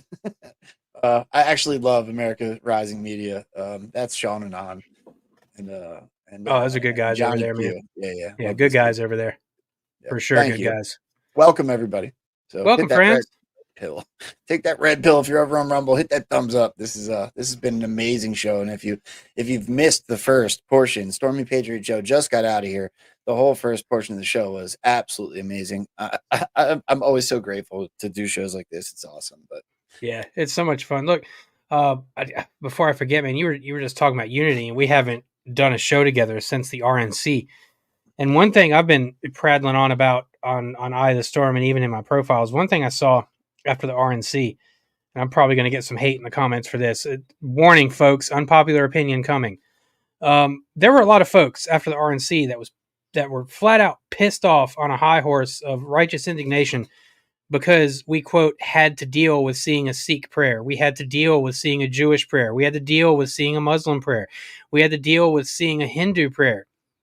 Hey, guess what? I don't care. None of that shit bothered me. Q mentions over 111 times in the drops the word unity. Trump, Flynn, Scavino, these guys over the past couple months have been pushing a hardcore message of unity. We're in a spiritual war, first and foremost. Okay. I'm a Christian. Jesus Christ is my Lord and Savior. He came here to die for my sins. I'm going to put that on Front Street. That's what I believe. That's where I'm at. That said, I'm not going to look at Harmeet Dillon's Sikh prayer and cast aspersions on it and throw shit on her because of what she chooses to believe. There are too many folks who are doing that seem to forget Thomas Jefferson's battle for religious freedom in this country. That was a pretty big stickler of his. It was one of his biggest talking points as a politician and as president. And as a matter of fact, it's one of the things written on his gravestone was that he pushed for religious freedom and for folks to be able to believe what they want to believe. Doesn't mention on his headstone he was a president, though, but it mentions his push for religious freedom. What's that tell you? That we should be free to believe what we want to believe. Nobody has any right to look at anybody else that was praying in their God's name to defeat evil and darkness in this world and judge them or throw them out with the bathwater. It wasn't right. Because I saw a couple minutes later when a beautiful Christian prayer is being read, they cut the camera over to Harmeet Dillon. She's got her head bowed, showing reverence and respect to that prayer, even though it's not her belief. But we're going to attack her for her beliefs and blessing the president and this movement in this country under her beliefs, which, by the way, she's a Sikh, which is arguably the most peaceful fucking religion on the face of the planet, dude. And so to me, if I'm the adversary, right? If I'm Baphomet and I'm sitting on that throne and I'm chilling and I think I've got everything under control and the religious division has worked perfectly to this point. Everybody's arguing over whose God is better, whose God is going to do the best job for this world. Wait a second. Hey, they're all praying together now. They're all coming together against me. They don't want this darkness anymore. They're not arguing over whose God is best anymore. They're arguing over the fact that I need to be defeated. I'd be pretty worried if I was the adversary sitting on his throne right now, seeing all those people come together to pray for light to get rid of darkness on this planet. I don't know what else to tell people. We have to be better. We have to be more accepting of other people's beliefs, and we have to be unified in that. You can't look at somebody like, I hate to keep using Harmeet Dillon, but she's a great example here. She supports the Constitution. She supports this country. She supports the founding fathers. She doesn't buy into the woke agenda bullshit. She doesn't buy into the white man is the devil bullshit. She doesn't buy into the whitewashing history. She legitimately loves this country. The only thing different about her and me is that I believe in Jesus Christ as my savior and she doesn't. So should I look at her and be like, well, fuck you. You can't fight for my country because you don't believe in Jesus? I don't think it works that way, man. And I apologize for dropping an F-bomb in there with Jesus' name, but it's something that really heats me up. Like, we're supposed to unify and work with each other to get rid of the ultimate adversary. And yet all we can do is have these pissing contests about whose religious beliefs are better and who's honoring God the right way, because it kind of goes with the Q drops. None of us really know, dude. And we're not going to know till we check the hell out of here and get up there and get our little debrief. yeah, operators do not disclose. So but here's the thing to add on to what you're saying, Paul. We have by design been divided to the extreme on every single topic there is. And so much so that people become very emotionally attached. That's what fifth generation warfare is. This is an information war to literally drive you by your emotions, to motivate you, right? To stand up, get up, and do something about what's been happening to this country and the world. So if we start to understand that we have been driven to this point emotionally to stand up the way I just referred, you will also understand why it's natural for people to become so defensive and emotionally invested in every single issue, right? So Donald Trump talks about abortion and he talks about the extreme side of it when, we're talking about the 8th and 9th and 10th month and even potentially what to do once the baby is born. That's extreme, right? And then you get the other side where it's like abortion. We should be allowed to, women should be in control of their bodies and F the baby. We'll kill it no matter when, right? There's extremes on all sides of all subjects and people. And that even has happened within what the mainstream media would call, that's why the quotes, the conspiracy world. We have also been manipulated on this side, right? There's things like Nisara Jasara that I don't agree with. There's things like med beds that I don't necessarily agree with. There's aspects to our side which have helped move the pendulum in a positive way that have also caused negative effects on the movement. Once we realize that we are in an information war and what truly matters is the expansion of thought and the raising of love and respect, we can finally join in the middle and do what Donald Trump talked about in his pause statement.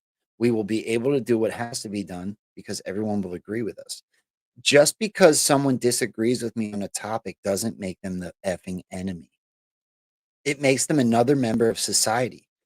We should be able to have respectful conversations about those topics.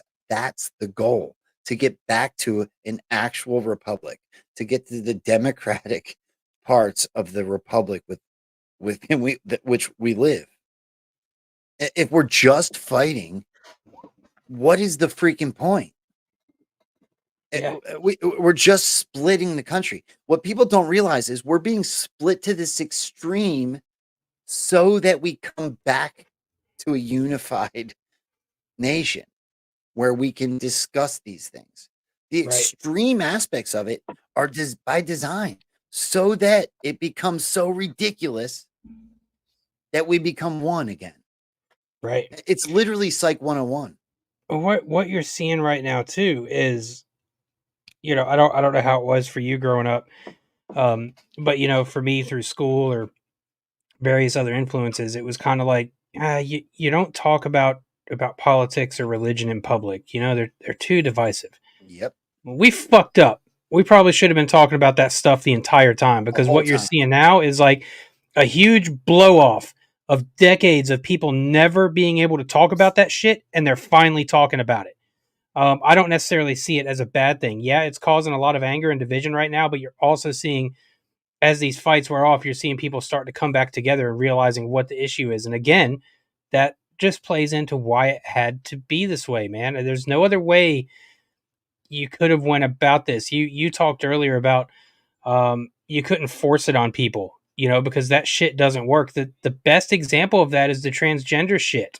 All right, I'm gonna hazard a guess, Joe, that before this stuff started going mainstream, you probably didn't give a shit. If an adult male or an adult female felt like they wanted to lop themselves up to be something different than what they are to feel better about themselves, have at it, dude. Whatever makes you happy, because I'm all about some free will and choosing what to do with your own body. The moment they started forcing it down everybody's throats and telling us we had to be okay with it, and then going after the kids, is when you cross that line to where you're trying to force it on us. We're not going to accept it. That's why you couldn't force the Q movement and the truth on people. The same thing would have happened. Regardless of the fact that what we're spitting is the truth, there were too many people out there who wouldn't want to hear that shit because it was being forced on them. They would have went straight reverse psychology and been like, oh, you're telling me to believe this? Okay, yeah, no, I don't believe that. Abs, this makes a really good segue into my initial, right? Not my full dig, but my initial response on JD Vance. Right? JD Vance was never Trumper. Well, right. Look, half you in the chat could, if you went and looked at yourselves in the mirror, would tell you that you didn't like Trump. And you didn't like Trump when it first started because the mainstream media programmed you that way. Right. So I'm not saying JD Vance is the greatest pick in the world. I'm not talking about that at all. But to try to use somebody's past against them, look, my past is drug addict, homeless, did things that no conservative would ever do for money because I was desperate. I was in despair. I was literally a victim of all of the shit that our big government propagated against us. 3-letter agencies protecting poppy fields, right? We can go right down the gamut. Right. I was a victim. I was that suburb outside of a major city suburb kid that fell victim to all the shit that they did to us to destroy the nuclear family, right? Yeah. What did Karl Marx say, right? The greatest threat to communism is the nuclear family. Well, why do you think they tried to destroy the nuclear family? Well, I Right. was personally a victim of that. It's taken me over a decade now to get my son back because I was a victim of that. And the only reason that I am a Donald Trump fan is because my dad, on his deathbed, told everyone in the hospital room to go vote for Donald Trump. And you know where I was? I was in my last day in jail, 3,000 miles away. And when I wasn't there, I felt so much shame and guilt and remorse for not being there. And when I heard that he said that to them, I thought, why? And that's when I started finding people like you, Ev. Yeah. And that's It's when I fell into crazy. movement. God literally brought me here.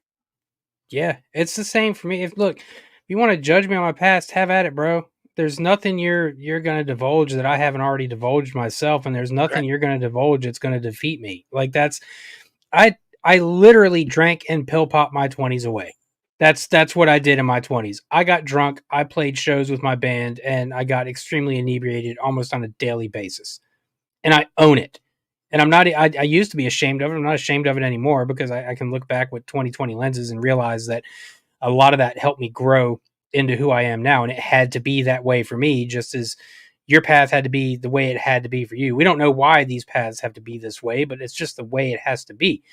Um, and you're so on point, man, because look, in 2016, I didn't go as far as JD Vance and say that Trump is literally another Hitler, but I was very much fuck this dude and fuck her. I'm not voting for either one of them. Like there was I didn't have nice things to say about Donald Trump in 2016. It wasn't until the Al Smith dinner when he laid all them wide open that I stopped running my mouth about Trump and said there might be something more here, because it wasn't that he was laying them open. It was their reactions to him laying him open. So it was that dude sitting right behind him wearing the cross from the Knights of Malta that started sweating bullets within 3 minutes of Donald Trump talking. It was Hillary Clinton unable to stop moving around in her seat, unable to stop looking at everybody else she knew. It was Chuck Schumer starting to sweat bullets back up on that dais. That's the shit that told me the stuff he was saying, he just went off the course. He went off their script. And that was the moment they realized that he wasn't their Pied Piper, that they were screwed, and that they'd probably been worked over for the past 30 years while this dude was working in amongst their little Democrat circles and getting all their little secrets. So that's kind of when it happened for me. But look, 2016, I was very much like JD Vance. I was like, man, screw this guy. What this dude doesn't have enough already. Now he's got to have the ego of being a president, but now we know why he ran for president, right? I'm going to make a point. Abs. What Donald Trump has done is he's made it cool to discuss politics and research your ass off into them. And I'm going to tell you why it's amazing that he did that. Because when I was in my early 20s, I was faced with the propaganda that it's my American duty to vote. Well, do you know what I did between parties and chasing girls and skateboarding and playing lacrosse and all the shit I did that I thought was really cool in my my early 20s and late teen years? As I thought, hey, Bill Clinton's like got some swagger, right? Bill Clinton's got swag. I'm gonna go vote for him. I knew nothing about the dude's policies. I knew nothing about the country. I didn't know shit. I knew nothing. So the mere fact that Q and Donald Trump and this movement have made it cool. Look, I went yesterday to Hershey, like we talked about. Do you know how many times I got told this hat was cool? I went onto a roller coaster and a kid 12 years old with a Donald Trump shirt said, "I love your hat, bro." And I said, "Hey man, my man, thanks." It's like the 7th time I've been told that day. And I gave him a little fist pound and I kept it moving. He goes, "Look at my shirt." And it was Donald Trump. I'll be back. That's amazing. Dude, it has That's happened. absolutely amazing. Yeah, it's happened now. It happened in OBX. We went to, we were only miles apart from each other, a couple hours, right? We Yeah. went to OBX last week. That was our vacation, and this was our exclamation point. This was our summer thing. So we did the Outer Banks 2 weeks ago, or a week and a half ago, and then we did Hershey Park yesterday. And we spent way too much money, but like it is what it is. And I wore this hat the whole time. And I can't tell you, it's pushing 30 times. Right when we got to the Outer Banks, we went to the grocery store and we got like the perishables that we didn't pack, right? The milks and the things like that.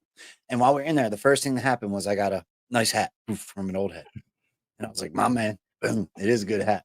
Vote Trump, right? And we only went out to dinner twice because we were trying to save money. But when we did, I wrote vote to Trump for no tax on tips, right? And I hand it in every time. Every time I give a tip, I'm writing that on the receipt. And everybody's receptive. Everybody. I haven't seen one Joe Biden or Kamala thing anywhere. Nowhere. No. Donald No. Trump and this movement did that. That is the Great Awakening.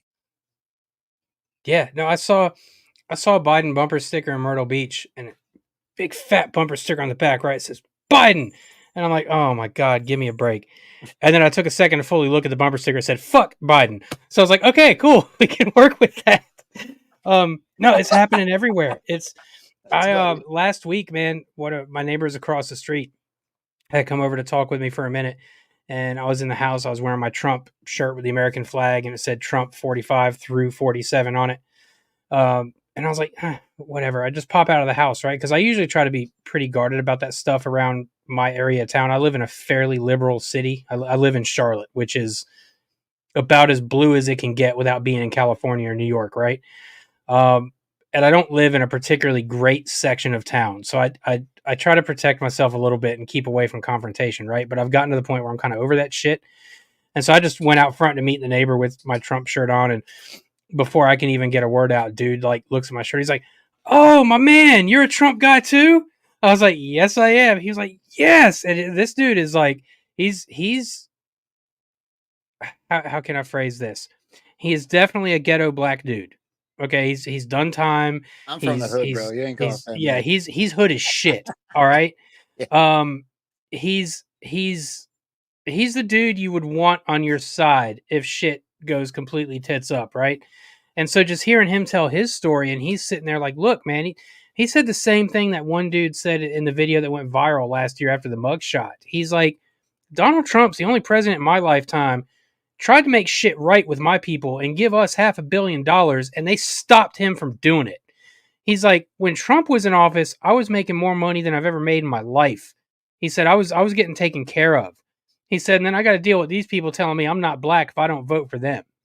And then he went into some choice language and racial epithets I'm not going to repeat because I'm just not going to go there. But my point is, like a hardcore, like ghetto black dude that's like, nope, Trump 100% 2024. We're doing this. That's our dude. That's what the Great Awakening is. And I said it, and I really hoped at the time that I wasn't coming off as like racial or stereotypical. But if you want to get the black and the minority population that's been beaten down by this system over the past 50, 60, 70 years, you want to get them on Trump's side, give the dude a mugshot and have him get shot at. Seriously. That gives him, and Joe, you'll understand because you're from the ghetto, that gives him street cred through the roof. And it's hard to relate that to a normal person that doesn't live in a ghetto, hasn't spent time in a ghetto, hasn't spent time with that part of society. To get that kind of street cred amongst these people is huge. You cannot understand or understate how big it is that Trump's effectively gotten to the streets. This billionaire from a penthouse in New York City has managed to connect with the streets. Let that sink in, folks. This billionaire white man from a penthouse in New York City and a rich family has managed to connect himself and make him literally the same as the folks in the streets that are fighting against this system too. Think about that for a second. That's another reason it had to be this way. Let me make this clear because I do have a tendency of telling people what you just said, that I'm from the ghetto. I'm not. My dad was a mechanic who also worked at night at General Electric. He did very well in the 90s. My mom was a bank teller. I lived in a middle class, 75% white suburb of Philadelphia. I fell victim to family issues, which landed me in the hood, right? So I was born slightly privileged, right? If we're going to talk like the other side, It's just that that's not where I ended up, right? So I ended up in the hood. I ended up in Kensington, Philadelphia, and then I ended up all the way across the country in Portland, Oregon. Also very white, but the hood was a drug infested cesspool. So I like to make sure that my whole story is put out there because I don't want to say I'm from the hood. I wasn't. My mom and dad did. They did pretty good. Yeah, we were not good, but we were okay. I had everything I needed for sure. Right. I screwed it up. It's very much the same with me, man. And I didn't even necessarily screw it up. Quote, I screwed my own path up, and my parents were always there to support me. And we never like lived in the ghetto, but that's where I ended up. That's where I ended up spending a lot of my time, spending a lot of my evenings getting drunk or smoking blunts. And my very first weed guy he lived in an area of Charlotte called Hidden Valley. And Hidden Valley in Charlotte is basically Hidden Valley is the equivalent to Charlotte that Compton would be to Los Angeles, right?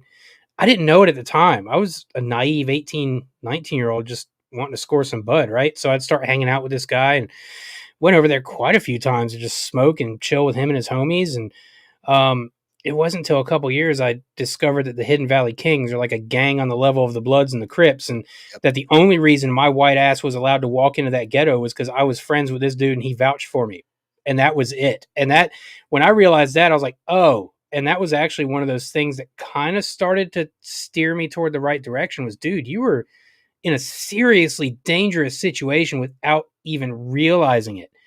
But at the same point, they also accepted me and treated me well. So it's like, again, you get those kind of people on Donald Trump's side, it's going to be awfully hard for Kamala to win an election, even with thievery. Because look, once like we've said, once Donald Trump got to the streets and he got those sorts of people, I'm not just talking about black folks either. There are plenty of poor white folks on the streets too. Once he was able to connect with that kind of person that had been beaten down and kept down by the system, it's game over for them. And that goes back to what you said. By the time that they do what needs to be done, people will be accepting of it. That's what we're getting to right now. Yeah. How much time do you have left? Do you want to run through? I got some clips of that of you. Yeah, no, I'm good. I'm good, man. Thursdays, like I said, Wednesdays and Thursdays were like my Saturday and Sunday. So when I come over here with you on Thursdays, I'm pretty wide open and just kind of shooting the shit and bullshit. And I use your show as a decompression and fun time, man. I don't get to, as it should be. I gotta, sometimes on the other stuff, you got to stay pretty serious all the time. And here I just get to come over here and have fucking fun, man, and say whatever comes to my mind. And it's not, and to clarify, you talked earlier about working with, being an affiliate for folks and whatnot. We are never told what we can or cannot say over on Badlands. John has never, ever done that, nor have any of our sponsors. But for me, from an optics standpoint, I try to watch some of the things I say over there because I don't want to scare people off with opinions. I don't want to alienate people. So a lot of times you'll see me and Joe playing good cop, bad cop. And so sometimes some of the stuff I'm saying might not be what I'm feeling at the time, but I'm going to work toward it for a very specific reason. It's all part and parcel of bringing people along. That I try to gear toward newbies that are coming to Q in the movement, man. So I try not to push them away. I try to walk them up to some of these truths, some of the bigger truths we get to. And I hope that it's had an effect and has helped. And I've gotten comments saying it has. So, but yeah, it's fun as hell being over here. Cause your audience is super accepting and super open-minded, and it's kind of expected to come over here and just spout all the Q shit you want to. So yes. It's a lot of fun, for sure. man. It's literally the main goal. If I were to say there was a message for this show, it would be love, acceptance, and free expression. Right. The idea that we should expand our minds and consider everybody's opinions. That's the goal. I will never have somebody on here that I turn on unless they turn on us, in which case I would just shut them down. Right. So otherwise, what you have to say, and I'm not talking to anybody on this show, it will be accepted and it will be considered. People can take or leave everything and anything that they want on the show. So, hey man, I don't mean to be that guy, but that picture over your left shoulder of the Earth, it's a little bit crooked, bro. It needs to go to my. There you go. There, a little bit more. Swingy. I can't do nothing about it. Oh well, look at that. Come on, man. I'll deal with expect it more out later. of you, Joe. We I'll deal expect with it more. later. Come on. This is a very tight space I have. Do you know how many kids I have, bro? I do I'm not. in a, I'm in How a many kids do you have? closet. Well, I have my son, and Kim has 4. So it's a very That's tight space then. yes. The house is, and we live in a rancher that we made 3 bedrooms in the basement. Me and Barbara were discussing last night some potential ways to reworking our house right now because, like, what you see on camera is literally about half of my office. This room is incredibly small. I don't know what the prior windows did or prior owners did to this window in this room, but it will not open. Like, it's sealed shut from the outside. And so this room gets oppressively hot when I'm podcasting, and it's just we were talking about potentially switching rooms in the future. Our bedroom is like twice the size of this one, and it would kind of make a perfect office / sitting room, and then just plunking a bed and a TV in this room to sleep in. I don't know if that's going to happen, man. That would be a lot of work with all, like, in amongst all the shows I've got going on, to completely switch out 2 rooms and rehang shelves and all that shit. So you hear me talking about it now, you probably won't see the change for another 2 years on camera. But Well, you gave some inside, so that's really cool. The same inside is over here. So this house actually housed 4 kids and 2 adults only 2 years before I got here. And then there was a big incident, right? I don't have to talk about that again. I've talked about it before, but 2 years after their incident, I moved in. Well, when I moved in, that wasn't much, right? I just moved into the master bedroom. But then my son was dropped in our lap. So Kim had to move her office out of the only thing that would have been an acceptable bedroom for my son. So my son got an acceptable bedroom, which was her office. So her office moved in to the deepest, darkest corner of the basement. Well, this basement already had 3 built in. I mean, it's only a rancher. So there's 3 bedrooms already in the basement, which is what should be an open basement. 3 bedrooms built into it. And the closet that I'm doing my show out of right now used to store food. So now we stored all this food into 2 closets, or what, two closets into 1. So you can barely walk into that because I've been prepping for 4 years now because I think World War III, et cetera, right? But now I live in this. The studio is a closet, basically, right? But it works. you've seen what I just got from that, bro. You've seen Office Space, right?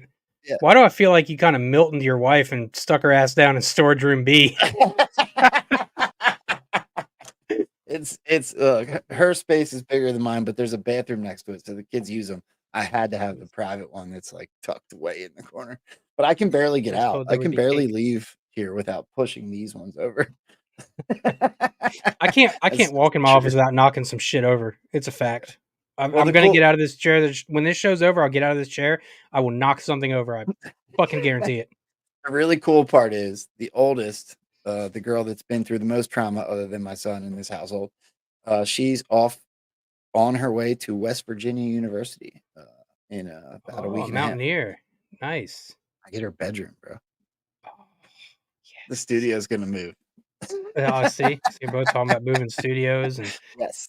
all that. It's gonna happen at some point, man. I just it's not really making sense anymore. Yeah. Me and Barbara are like, we're always working, so it's like, why have a sitting area? Because our bedroom has our bed and then a couch in it, and we sit in there a lot and do a lot of work. But I'm like, I get way more work done in my office, but it gets uncomfortable sometimes. Why not switch the two? Like, it's just like the problem is the answer is right in front of our face, bro. But we're talking like days, if not a couple weeks of work to get all of this done, because you've seen off camera before, but you've seen all the shelves I've got in my office displaying shit. So all that have to be taken down, and rehung in the bedroom, and then like shelving units would have to get moved, the desk would have to get moved, it's just, no, I can't take that on. Right? Stop talking to me about this, Joe. I'm not starting this right now, man. Stop pushing me. It's funny God. because I'm going through the same thing. Hold on, let's go back to the hood thing. Because when I saw this, all I could think of was "Catch Me Outside." How about that? And you all helped us win in 2020, and we're going to do it again in 2024. Yes, we will. Catch me outside. How about that? Oh my God. You know what? I'm going to play the same thing I played on Eye of the Storm the other night because you've shown a little bit too much Kamala for my liking. you're familiar with Judge Joe Brown, right? You want to see Judge Joe Brown call Kamala Harris a dirty old hoe? I know you want to see him call her a dirty old hoe. Let's hear it. But I gotta ask you about Kamala Harris. How you feel about her? She's a piece of shit. I was in California. She lacked professional competence, and she worked on it by hiking up her hemline when she needed influence rather than researching. She's always tried to do the casting couch to get where she wants. Now, the problem is that'll get somebody to a certain level quickly, but you can't get past that level if you don't have competence and talent. So my thing about it is if I'm crude about it, in this city years ago, I used to represent a whole bunch of pimps and hoes, and I know a hoe when I see one. And I say this, I don't care, women, you do what you want to do if you want to have recreational sex, but when you do the casting couch or anything else for professional purposes to get paid or advance, you a hoe. And she's old hoe. And the problem is what is she supposed to do? Somebody, one of her sycophant slaves comes up and unwraps her in a carpet naked at Putin's feet, and he says, oh, yeah, I'm Julius Caesar. He said, no, ho, I got better stuff here already. Plus, I don't want you anyway. You old woman. Get on up. You know, or Xi Jinping, is he supposed to be impressed? She's doing word salad. Well, we're here today because China and the U.S. are here today, and that's why we have to agree on what we're doing here today. Like, fool, what did you just say? You know, did you say anything? Oh my God, that was glorious. What the fuck? I love Judge Joe Brown now. Judge Joe Brown rules. You know what he just reminded me of? Who's that personality dude that he's always like, you're a beta. You know, I can't remember his name. Yeah, he's awesome too. He came off almost a little Uncle Festerish there to me from Boondocks, man. Like, just straight off the rip. What do you think about Kamala Harris? I think she's a piece of shit. All right, look, I'm gonna do this out of order, but I have to do this one first. Literally called her an old hoe. That's so funny. I've been around hoes before. I know a hoe when I see a hoe. I'm sorry, man. Look, if you guys are enjoying this show and you're still hanging out with us, there's still a bunch of people here. Please hit that positive affirmation button. If you're over on Rumble, hit that thumbs up. If you're over on pill.net, take that red pill. If you're over on Twitter, please share the show out. Throw a comment in there. Let everybody know that we're out here doing this, because it is a blast to sit here and hang out and really get into deep and fun conversations. Dude, did you see this yesterday? Hold on. I just defined it, sir. Do you believe that Vice President Kamala Harris is only on the ticket because she is a black woman? Well, I can say no. I think it's maybe a little bit different. So I've known her a long time indirectly, not directly very much. And she was always of Indian heritage, and she was only promoting Indian heritage. I didn't know she was black until a number of years ago. She turned black, and now she wants to be known as black. So I don't know, is she Indian or is she black? She has always identified as a black woman. She went to a historically black college. I respect either one, but she obviously doesn't, because she was Indian all the way, and then all of a sudden she made a turn and she became a black person. Just to be clear, sir, do you believe that she is somebody should look into that too when you ask to continue in a very hostile, nasty tone. It's a direct question. Now hold on.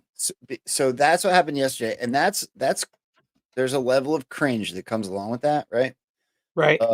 Donald Trump kind of doubled down today. Did you see this?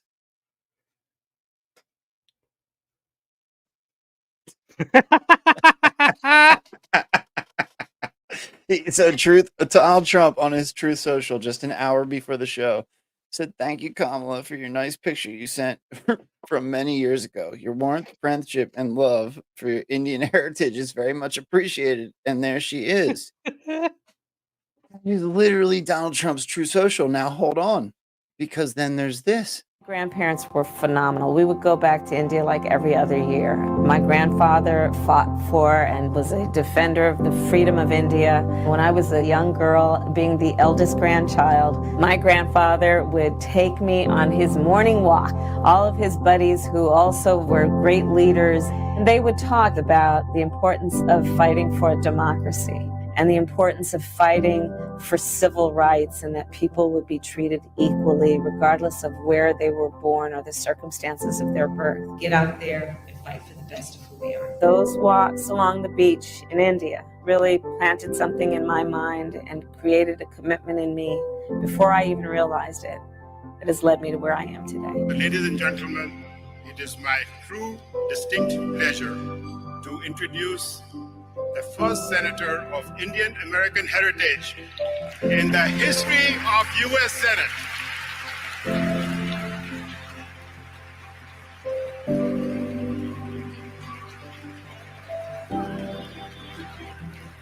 Please join us and text South Asians to 70785.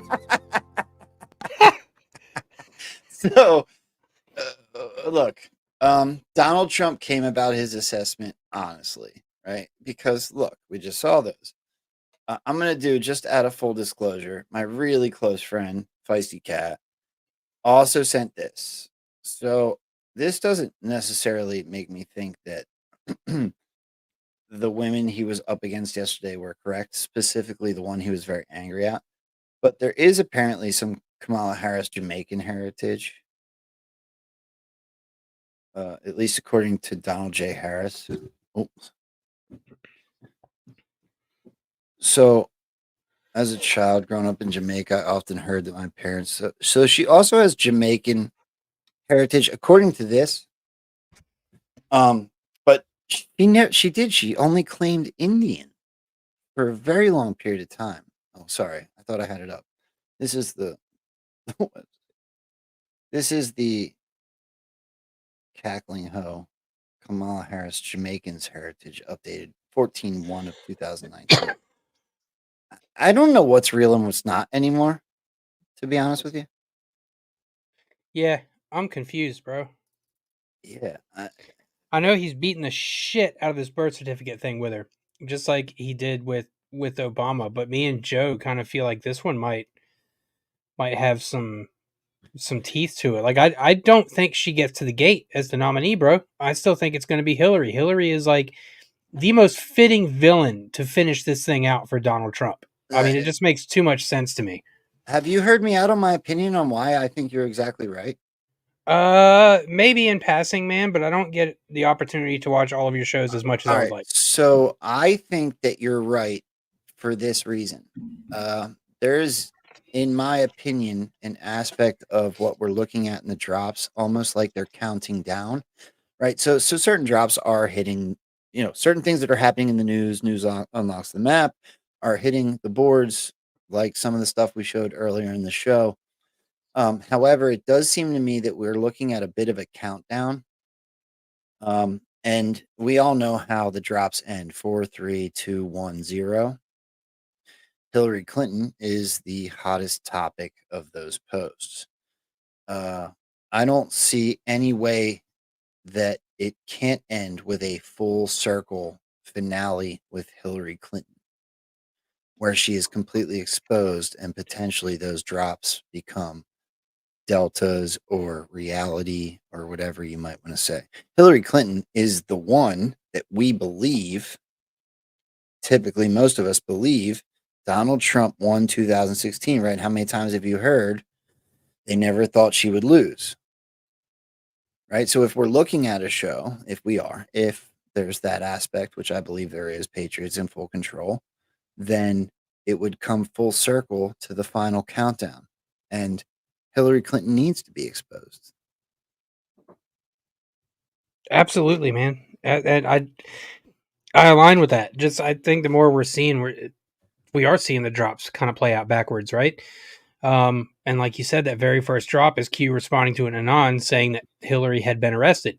So it just makes too much sense, man. You've got Huma back in the news. You had Podesta back in the news a few weeks ago. Like, it's just making too much sense, man. Yeah. I think you're dead on. That's what I think. I don't see how the drops. Look, you know how you could say the drops are 100% valid, Paul, without saying it? Right. Hillary Clinton gets arrested. Right. right? on a Delta. Because if that happens, all the detractors are done. The shilling, the sliding against Q is done instantly. It's a wrap. And It's you a don't wrap. even have It's to say over. like Trump doesn't have to say I'm Q plus. He could literally they could literally arrest Hillary Clinton on the Delta and it would be over. 100. And the mic drops, by the way, from the Q folks across the movement would be absolutely epic. Absolutely epic. You had somebody in the chat. Let me make sure I get their screen name right so they know that I'm replying to them.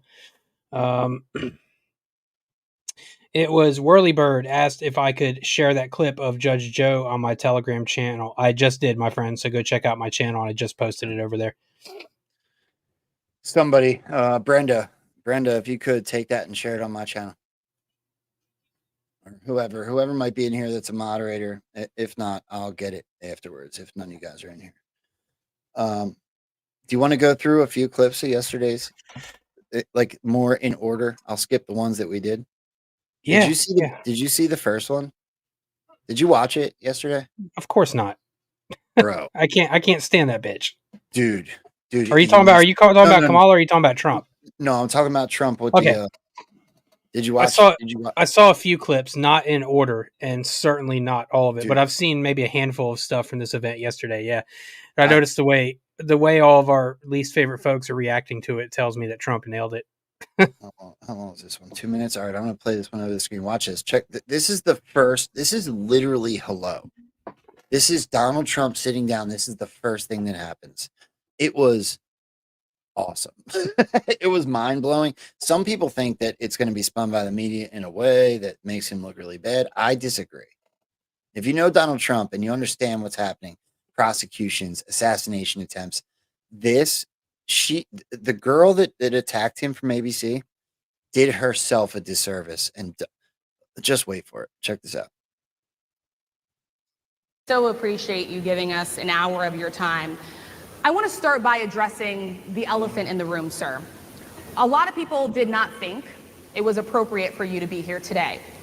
You have pushed false claims about some of your rivals, from Nikki Haley to former President Barack Obama, saying that they were not born in the United States, which is not true. You have told 4 congresswomen of color who were American citizens to go back to where they came from. You have used words like animal and rabbit to describe Black district attorneys. You've attacked Black journalists, calling them a loser, saying the questions that they ask are, quote, stupid and racist. You've had dinner with a white supremacist at your Mar-a-Lago resort. So my question, sir, now that you are asking Black supporters to vote for you, why should Black voters trust you after you have used language like that? Well, first of all, I don't think I've ever been asked a question in such a horrible manner. First question. You don't even say, hello, how are you? They're all laughing at her, by the way, not at him. I know, right? Fake news network, a terrible network. And I think it's disgraceful that I came here in good spirit. I love the Black population of this country. I've done so much for the Black population of this country, including employment, including opportunity zones with Senator Tim Scott of South Carolina, which is one of the greatest programs ever for Black workers and Black entrepreneurs. I've done so much. And, you know, and I say this, historically Black colleges and universities were out of money. They were stone cold broke. And I saved them and I gave them long-term financing and nobody else was doing it. I think it's a very rude introduction. I don't know exactly why you would do something like that. And let me go a step further. I was invited here and I was told my opponent, whether it was Biden or Kamala, I was told my opponent was going to be here. It turned out my opponent isn't here. You invited me under false pretense. And then you said, you can't do it with Zoom. Well, you know, where's Zoom? She's going to do it with Zoom and she's not coming. And then you were half an hour late, just so we understand. I have too much respect for you to be late. They couldn't get their equipment working or something Mr. was President, wrong. I would love I think if you it's can a answer very the question nasty on your rhetoric question. and why you I have believe that answered the Black voters question. should trust you with another I 4 have years. been the best president for the Black population since Abraham Lincoln. That's my answer. Better than President Johnson, who signed the Voting Rights Act. And for you to start off a question and answer period, especially when you're 35 minutes late because you couldn't get your equipment to work in such a hostile manner, I think it's a disgrace. Let me just ask a follow-up, sir, and then we'll move on. Bro, if you didn't see this, it started that way, and Donald Trump didn't let it go.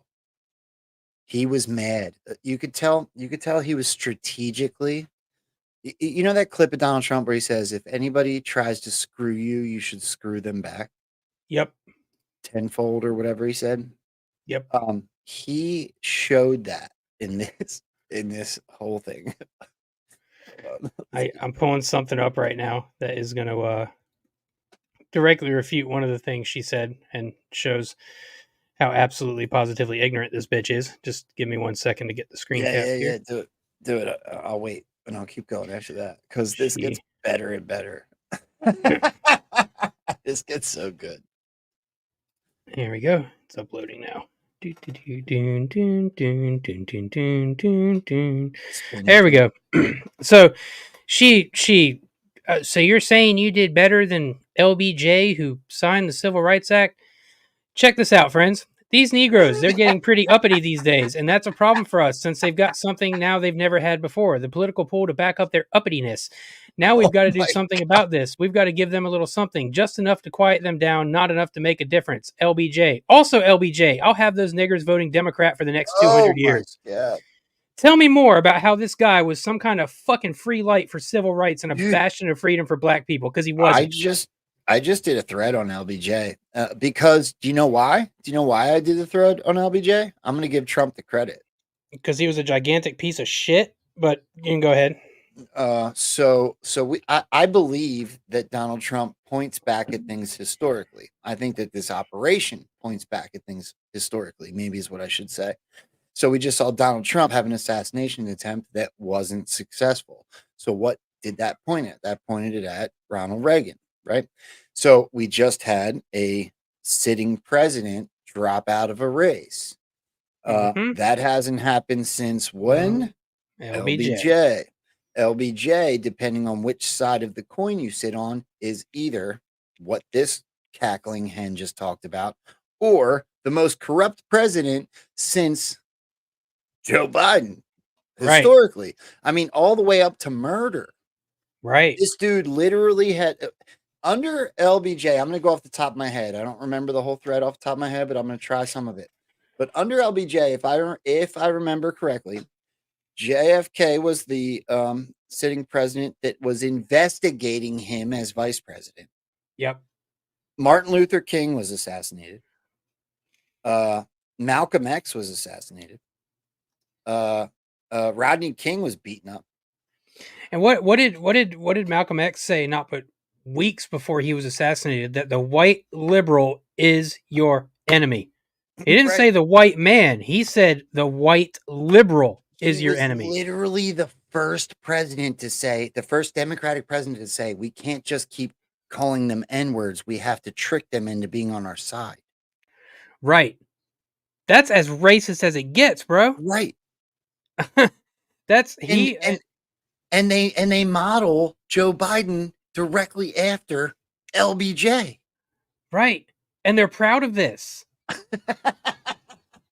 The same guy that told you, if you don't know whether to vote for me or Trump, then you ain't black. The same guy that said, it's turning into a jungle out there. We can't let them... my God. They're going to put you back in chains. This is my favorite one. Poor kids are just as bright and smart as white kids. And they make him look just like LBJ, bro. It's unbelievable. It's unbelievable. You know, the parallels to 68 are pretty striking as well. You know, you had the convention was an open convention, right? Which this one may very well end up being. You had the convention in Chicago, which is where this convention is. And you had the climate at the time rife for riots and all kinds of stuff. And I'm not saying that's going to happen, but I'm not saying that's not going to happen either. And the parallels are pretty crazy, even between the assassination attempt and JFK. And the way I've explained it is kind of like, from where I see it, The water tower is the grassy knoll. It's the big red herring that everybody's digging into and looking at, completely disregarding the fact that an angle of a bullet shot from that just would not match anywhere close to what we saw.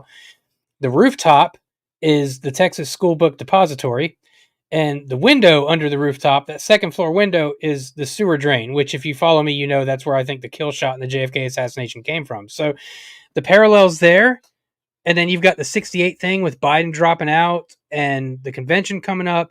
It's almost like these things are being revisited to jog them back up in our memories before real truth drops about those incidences, you know?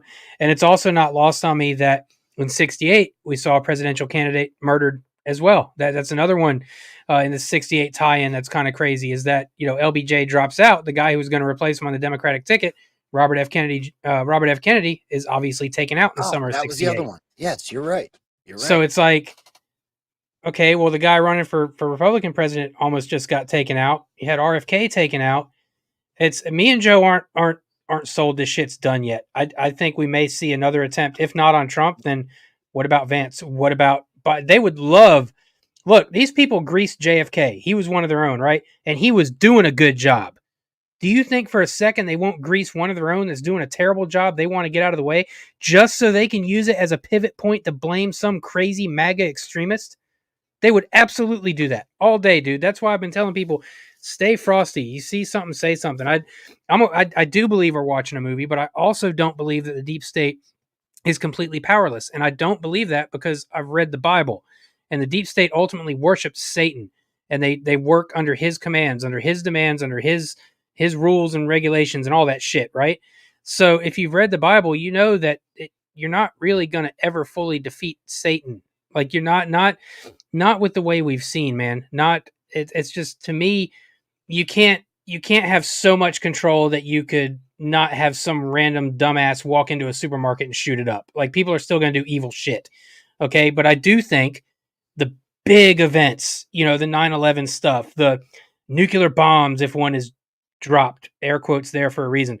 I do think that we've taken their ability away to do that kind of shit. But I still think there's plenty of other things they could do. Maybe food shortage stuff, maybe a power grid, maybe isolated incidences of riots and things like this, like little kind of dust ups that won't last very long and will be settled quickly. But I don't think they have the control to really come over the top with a big polarizing event the way they used to. But that said, they can still do plenty of things to try to foment chaos, because that's what Satan loves to do. So we've got to stay on top of our toes and stay frosty and eyes wide open for that kind of stuff, and not let them pull over any bullshit. I mean, regardless of what we may think of the actual, who actually pulled the assassination attempt off, where it came from, all of that, the one thing that's super encouraging is the official narrative they put out there. We've beat to shit. I mean, that official narrative is not standing at all, period. End of story. And so that's another way you can kind of tell that even if they do try to pull off some bullshit of their own doing, of their own volition that wasn't white hat controlled, we're going to beat it up quick, and they're not going to get away with it. And that's kind of goes back to what I said at the beginning of this episode about the assassination attempt and the ultimate litmus test it has turned out to be. So if they pull something off at their own DNC, think of how quickly we're going to break through that narrative and show where it really came from and who really did it, man. Well, dude, so oh, that's nasty. That's yesterday's Delta, which honestly made me a little nervous to do today's show. I gotta be honest with you, because it says 24-hour warning. You know, the thing that's got me a little nervous, man, is me and Joe have been tracking for, man, I've been catching up on clips on Eye of the Storm as far back as 2 months. We've been tracking all these 8 comms we've been seeing everywhere. 8, mentions to 88,000, just 8s everywhere, right? And if you go, I saw a post in passing. I didn't save it. I think I may have shared it on my channel. But if you go on Twitter and ask Grok, you know, when the Olympics start, Grok is telling you they're starting on August 8th. They already started, homie, like almost a week ago. But why is Grok saying August 8th? Well, it doesn't matter if you believe the stuff. These folks believe it, and that's what you've got to know. These people are very, very big into their numbers and doing shit on certain number sets, right? August 8th this year would obviously be an 8-8, and then the year is 2024. That's another 8. So they're going to have a straight 888 day, to which if you add all those numbers up in numerology to get the master number for the day, it would be a 6. So ultimately, August 8th, 2024, 888 is going to fall on a 6th day. And with Grok saying the Olympics are starting on August 8th, I can't help but wonder if these sick assholes are going to pull something off huge over there on 8-8 to try to satisfy their DD or satisfy their king, whatever the fuck. I don't give the dude too much respect, so I don't care what I call him. But it's, it's got my eyes open for that because there are so many Q drops right now. There are so many Q drops right now hitting that are talking about being vigilant toward false flags and paying attention to them. So that's what has my eyes open to that. And as far as that question down there, yeah, absolutely. And most of the times when they take the shooter out, the shooter they take out wasn't even the one that fired the shot. Like, I'm not at this point, for example, all the research I've put into JFK and that assassination, bro, I'm not even convinced Lee Harvey Oswald fired a damn shot. I'm not even convinced he was in that window at the time the shots went off. So that's how devious and deceptive they can be with this shit. Everyone's okay with having that discussion, but not the Trump one because it's Trump and he's right now. That's the thing. I wish people would just set their emotions aside so we can have the conversation. I'm not claiming to be right. I may believe what I believe, but I'm willing to have the conversation. It's the people that aren't willing to have the conversation and telling you to shut up, especially when they have large followings, that upset me, hurt my feelings. I don't know what I even Yeah, want I'm to say. sorry. I don't give a shit how large your following is. Nobody's going to tell me to shut up or not speak what's on my mind or what I believe, man. I don't give a damn how well known you are. I don't care how good of a reputation you have. You don't get to come over the top of me in the United States of America and tell me to shut up and suppress my right to free speech because you don't like what I'm saying. And you know what's offensive about that, Abs? If I had 5,000 followers and I said those things, they wouldn't have told me to shut up. Right. So the drops taught me that nobody's above another. Right. So for you to do that to me just because, look, you can tell me I'm wrong. You can tell me it's egotistic. It's not. I'm not. This is zero to do with ego. To my mind, look, when you were first posting that stuff, I'd sent you a text because I'd seen the attacks on you, right? Mhm. And at that time, you've also kind of seen in the back end through chats how my opinion of that incident has been changing as well. Like we sometimes our opinions of things as they happen will change from day to day as we're presented with more facts, right? At the time I text you, I said, look, dude, I'm not necessarily 100% in line with what you're saying, but at the same time, like, I'm not okay with the attacks on you. Like, I don't think it's, so I felt the need to reach out to you and let you know that, look, man, like, I see a couple big accounts getting on your ass here. You've got to know that there's other big accounts that are sitting here watching it. Like, no, that's Joe should be able to say what he wants to say, man. It's not like you're sitting up here saying that is 100% the truth. And if anybody disagrees with you, they're wrong or they're an asshole. You haven't said that at all. And that's another thing. I've dealt with it recently as well, man. Again, an unnamed person, but it's like all of a sudden I've become a favorite attack vector of a certain group of folks who all of a sudden think that I'm against Bitcoin, despite the fact I've never fucking said anything against Bitcoin. The reason they hold that belief against me now is because I just so happen to believe that elections also matter right alongside of Bitcoin, because I've never had anybody explain to me how they just expect Bitcoin to take over in this country without politicians in power who will allow it to do so without banning it and coming over top of it with a CBDC. I bring up the point that Javier Milei elected, right? Nayib Bukele elected. These are guys that are using Bitcoin to change their country. They had to get elected to get in there first. It doesn't matter if it was a white hat ran operation that got them into office. People still had to go vote to pull off the optic, right? So I don't appreciate people telling me I'm not a patriot because I believe that voting matters. You're right. And it's literally something that these people have said to me, that you're a faker and you're not a patriot because you think that voting matters. No, I just think there's a little more to it than buying Bitcoin and doing nothing else. And here's the thing, dude. So, I didn't say anything about what they believe. I didn't say anything about what anybody believes. I legitimately just looked at what I saw and I put out what I thought, and really honestly didn't even do it like you should believe me type of form. I showed connections, I showed things that made me question things, and I asked questions. And I've done that since the day that I entered this social media atmosphere of the digital war that is, digital soldiers that we all talk about, right? I didn't say that they were wrong. I didn't say that other people were insane. I didn't say that anybody else was delusional. I didn't say any of those words about any of them. I just put out the stuff that I saw. And I got told that I was insane. I got told that I was delusional. I got told that and that just doesn't make sense in what we do. It doesn't. So all of a sudden, Anons lost their curiosity, and I'm a demon for having some still. It didn't make sense. The lockstep version of the large accounts that told me to shut up also made as much sense as Donald Trump getting shot in the ear. Right. None. It's I just like I said, man, I've been party of that shit too. People just, and I don't even respond to them most of the time anymore, man. You know, I get the shit in my chats or rather in my comments or in the chat at Either Storm, you get somebody slinging some shit on you. And I don't pay attention anymore, man, because seriously, these folks, I don't know if it's ego or if it's something a bit more nefarious, but some of these people, it's I don't understand the need to hop in others' comments and openly degrade people who we know are patriots and fighting for this country. It's 3 weeks ago, I sat here with Awakened Outlaw. We buried a hatchet publicly, okay? And went on and talked to people about unity. Me and Awakened Outlaw don't believe all the same things, bro. But we've come to the same spot where we're like, look, man, this past bullshit's got to go because we got a country to save. And it doesn't matter if we believe things a little bit differently. Joe, you and I believe things a little bit differently, bro. Yes.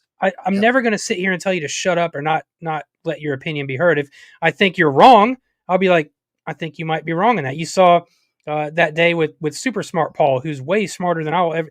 If I even thought I was as smart as that dude, I need to wake up and apologize because it's a damn lie, right? But even then, when he was talking about nothing can stop what's coming, I had to interject my part where I thought maybe he was a little bit off. But ultimately, what did that discussion lead to? Us realizing we were kind of talking about the same damn thing, right? And that's what you have to do. And I'll be honest, I was a little bit intimidated, you know, having an open debate with that dude because he is so smart, but hat tip to him because he showed how it's done. He's like, here's how we have a debate about these things, and here's how you can do it without getting angry or getting pissy or having an internet slap fight. And it was absolutely fantastic, man. To be honest, I was unaware of Smart Paul until I was on the show with him, and now I'm following him and checking on all of his shit, man. That guy has got a fantastic 40,000 foot view, and the knowledge that him and JF have on symbolism and the ancient symbolism, an absolutely invaluable tool to this movement. I love that. I freaking love that you like those guys. They're two of my favorites. I absolutely love that you're following them. Those two, some of the conversations I have with them are so mind expanding. It's ridiculous. And those Beer at the Parade actually did the best description of them that I've heard yet. So those guys are willing to climb out on the weakest branch of the tree and take a saw and start sawing the branch closer to the tree than they are. And they just don't care if what you think of them. And I love them for that. I absolutely love them for that. 100, man, because that's not an easy thing to do. Even, you know, and I'm not just talking about as an influencer. I'm talking about in life in general. Sometimes it's really hard to stick to your guns and your convictions and not genuinely not care what other people think about you. Plenty of people say, oh, I don't care what he thinks about me, but you do. It takes a lot of work to genuinely get to the place to where you don't care what other people think about you. One of my favorite motivational quotes ever is from Les Brown. He says, somebody else's opinion of you does not have to become your reality. And that is a fact. That is 100% a stone cold fact. The moment that's really started clicking with me, you know, I understand sometimes I can be a bit hard skinned. I can be a bit brash. That's just who I am. That's the way I am. That's a lot of the times I'm that way in this movement because you have to be to ward off, you know, the enemies that always attack us and the trolls and the shills.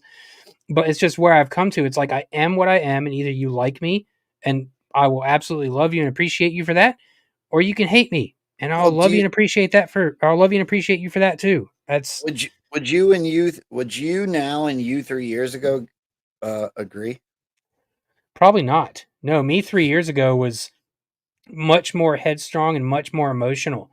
And that was my biggest cross to bear through all this. And I still work on it every day, dude. It's me work every single day is not getting emotional about things. You know, I'm a really, really passionate person. So if I'm really passionate about something, it's very hard for me to stay calm and keep my mouth shut about it. But I've definitely learned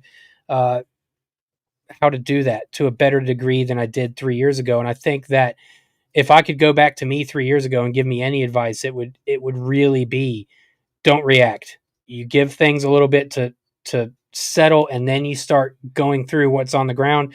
I mean, when these NTSB investigators are investigating an airline crash, they don't start the investigation while the plane's breaking up in the sky.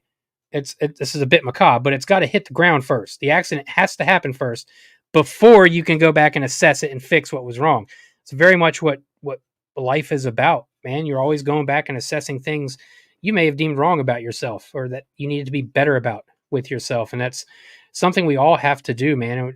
If you're honest with yourself, then you can be honest with the movement and be a legitimate, honest influencer. Until, I don't care who you are, until you're willing to look in that mirror and fight the demons that are looking back at you and confront your own shadow and dig down into those recesses of yourself and get rid of that stuff from those deep crevices in your heart and soul that nags at you and bugs you, past trauma, whether it be your drug addictions, Joe, or your time in jail, or whether it be me watching my house burn down or see my mom die in front of me. These are all things we have to confront, okay?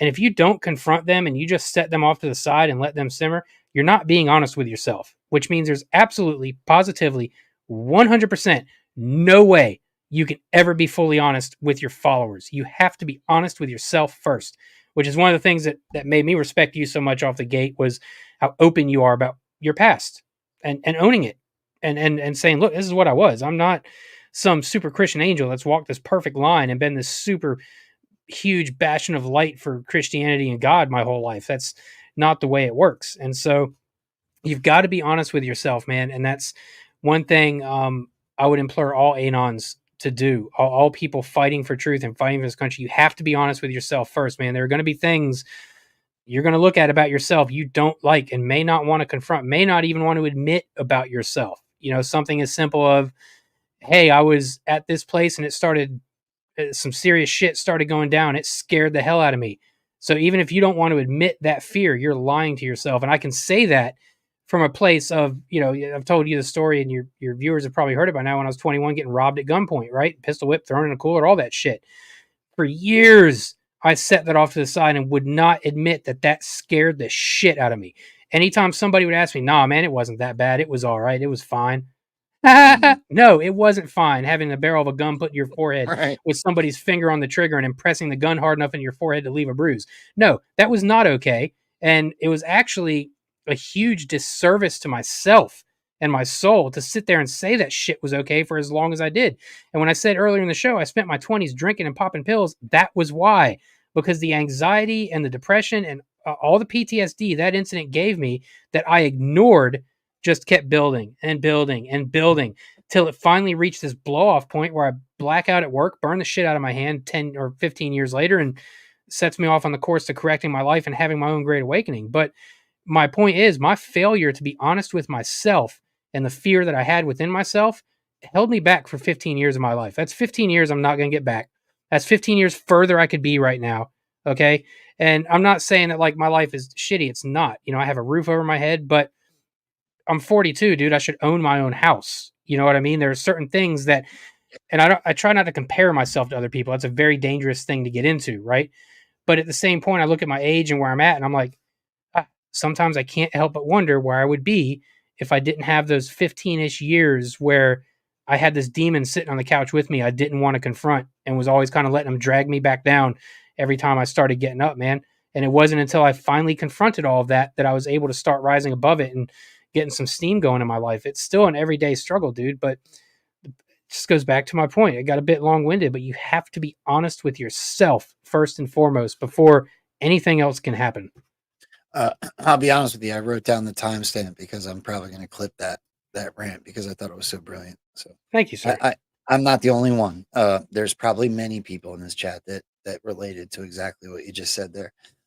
But at the same time that I wrote down that it was 2 hours and 30 minutes in, I also want to start to wrap. I got 3 clips I want to show you before we bounce. Is that cool? Go for it, brother. I skipped a few. I just want to do like, okay, so I talked about Donald Trump and when he talked about getting even in business, you got to get even with people. If you don't get even, you'll be taken advantage of. I think this is a perfect example. Abs, check this out. So this is a three-part. This is, you probably won't get it on the first one, but you will by the third. I just won the big case in Florida. Everyone said that was the biggest case. That was the most difficult case. And I just won it. Now, Biden has a similar case, except much worse. I was protected under the Presidential Records Act. Biden wasn't, because he wasn't president at the time. And he had 50 years worth of documents. And they ruled that he was incompetent, and therefore he shouldn't stand trial. And I said, isn't that something? He's incompetent and he can't stand trial, and yet he can be president. All right, Abs, I got to ask you this question. Look, the only, I'm going to say rational explanation, but I guess it's not completely rational because of what the TV tells everybody, that Joe Biden's been president for 3.5 years, going on 4 years. But the only what I would consider rational explanation for that is that Donald Trump told the truth and Joe Biden's shot. Because how could you possibly be competent enough to be president unless you're not real, and not be competent enough to stand trial because you're dead? It's an interesting paradox, isn't it? I'm just saying. I'll sit back and wait for mental gymnastics to explain that one. I don't know if the dude's an actor. I don't know if he's wearing a mask. I don't know if he's a double. All that I know is that everything we've seen. I won the case, the biggest. All that I know. Oh, you're good, man. All that I know is that everything we've seen over the last 3.5 years with this guy has done nothing but served as some of the biggest red pills. They're red pills we couldn't have served if Trump was in office. You can't serve that Afghanistan withdrawal red pill up with Trump in office, man. You can't do that. I mean, come on. Except that Trump planned to do that his whole presidency. It wasn't a secret. Donald Trump said he was pulling out of Afghanistan. It just got made to look like a debacle. I honestly think that the Taliban drove away with all of our equipment because we paid them. Right. Hey, look, here's a thought. If I wanted to, make sure that all the corruption and bullshit got out of Afghanistan, I would maybe leave some goods to the Taliban. And I'm not suggesting that they're this wide-ranging, huge group of humanitarians, but I'm suggesting that the fentanyl crisis in this country came about in part because of all of those opium fields in Afghanistan, which were then harvested and sent to China to make fentanyl out of to send into America. And I'm just saying, when the Taliban was in control, opium wasn't a thing in Afghanistan. So the enemy of my enemy is my friend. Some folks should probably keep that in mind when it comes to Trump and the Taliban. And all of these slush funds were funded by literally exactly that. Our own CIA helping protect these nefarious operations, protecting poppy fields, making fentanyl in China, and shipping them into the country. And where do you think that money went? Dark operations and slush funds to literally enslave us. It's infuriating when you're an ex-heroin addict. I bet it is. All right. Here's the next clip. On it at all. I won the case, the biggest case. This is an attack on a political opponent. I have another one where Sir, I have a hostile judge. We have you for a limited time, sir. I'd love to move on to different topics. Excuse you. You're the one that held me up for 35 minutes, just so you understand. If we can move on, Ding! Great, sir. I want to get back to the campaign. All right. So I showed that so I could show this. Look, anybody that thinks Donald Trump is cognitively inclined or whatever the hell they're saying, trying to compare, impaired, to compare him to what we just watched with Joe Biden, who's not Joe Biden. Donald Trump, did you see what he did with the water bottle? No. Dude. I heard about it. I've not seen it yet. Dude, you got to watch this. All right. So there's like 19 theories with this. I watched the whole thing before the show so that I could give you my honest opinion on this. Some people think that he tightened the bottle lid on her so that she couldn't open it, which would be hysterical because she's a girl and she would struggle with the bottle. That's not what he did. She never drank from this bottle throughout the whole speech. She never opened it. So I think what Donald Trump did was he opened it so that if she wanted water, she would think that the bottle was already open and not be able to drink it. Some people did say that he was being chivalrous by opening the bottle for her because he saw her struggle with it. I watched the whole thing. She never tried. So, what I think Donald Trump did in this moment was wait for her to look away. I want you to watch the clip when I play this, Paul. When she looked away, he opened the bottle so that when she would go for it, it would already be unsealed, in which case she would think she couldn't drink from it. And then he placed it further away from her. So then she would also have the issue of wondering if it was even her water, and it was open. He never drank from it. He literally did this just to mess with her. Well, check this out, dude. It is the funniest thing.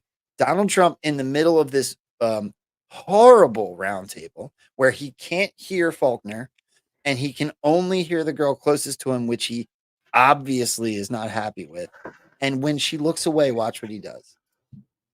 Cannot understand your microphone. I know so it is muffled. really hard for me I to mean, it's understand just you too. I can understand you perfectly. Because she's Whoa. closer. I can understand you. Happy to hear that. But I Really can't happy to hear understand, that. Harris. I have a few more questions. Because of the distance, and the mics are really in lousy shape, but I cannot understand So, what you're saying. Go so ahead. what I wanted to say was the last time we spoke, you said some words that were because I asked you who you wanted to choose for vice president. Yeah. And you said normally it really wouldn't matter what the Dude, what was that?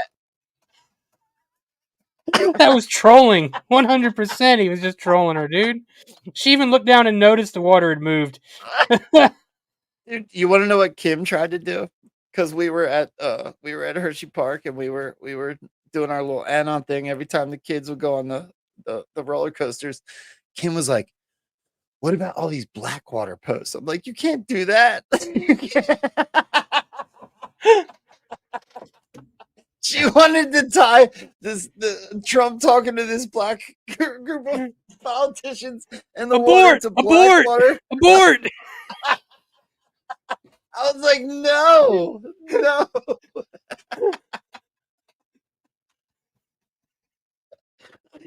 I mean, I applaud the big picture thinking and going outside the box, but whoo, no, Kim, we gotta pump the brakes a little bit. I laughed so hard for like an hour when she said that. Oh, that almost makes me feel bad to read what I'm about to read. I had to go back and find one of my old posts from the Afghan withdrawal with the Taliban, and it mentions George Floyd in here. Here's what I said at the time, because we were talking about, the enemy of my enemy and all that stuff and the Taliban situation. And I'll just read from it instead of screen sharing. I said, ISIS attacking the Taliban. Folks still thinking the Taliban are the baddies, because I damn sure have my questions right now.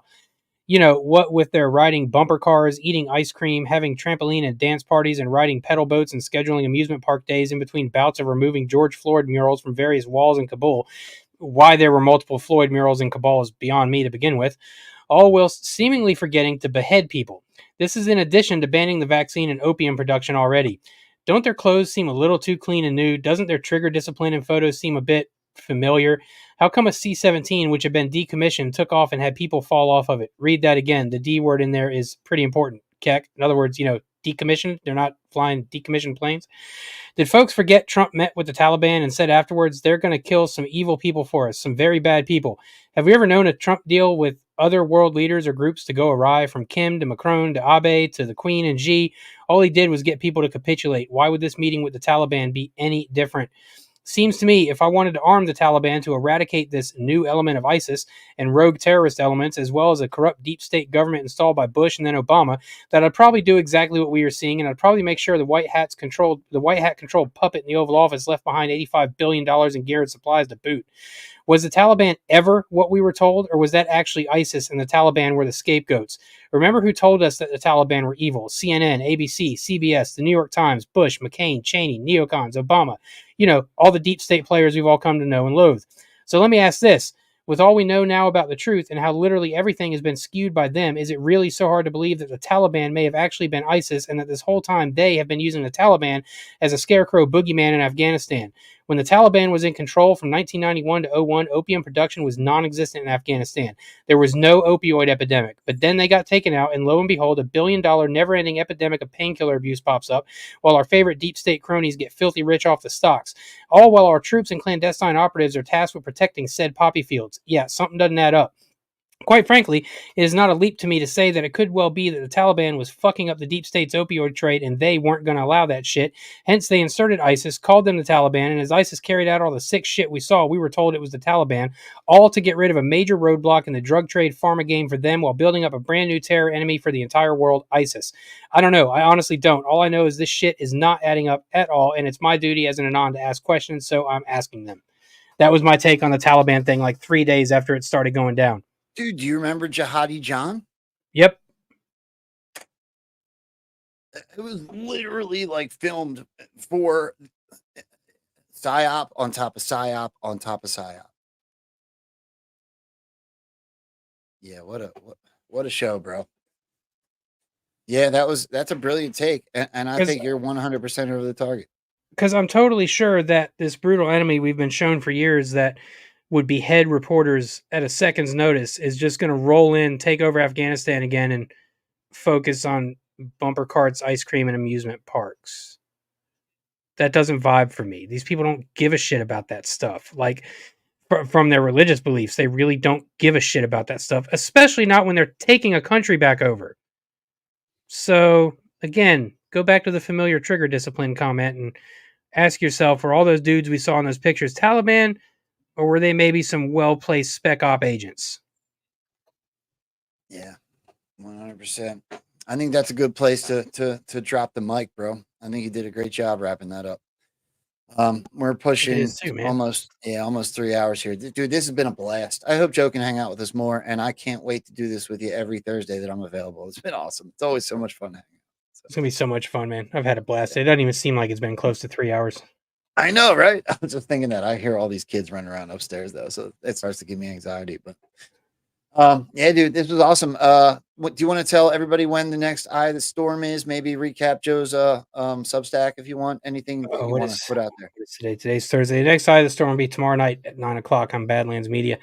August 25th at 7:30 p.m. we will be starting up a third weekly episode of Eye of the Storm. So you'll have us Tuesday nights at 10:30, Friday nights at 9, and Sunday nights at 7:30.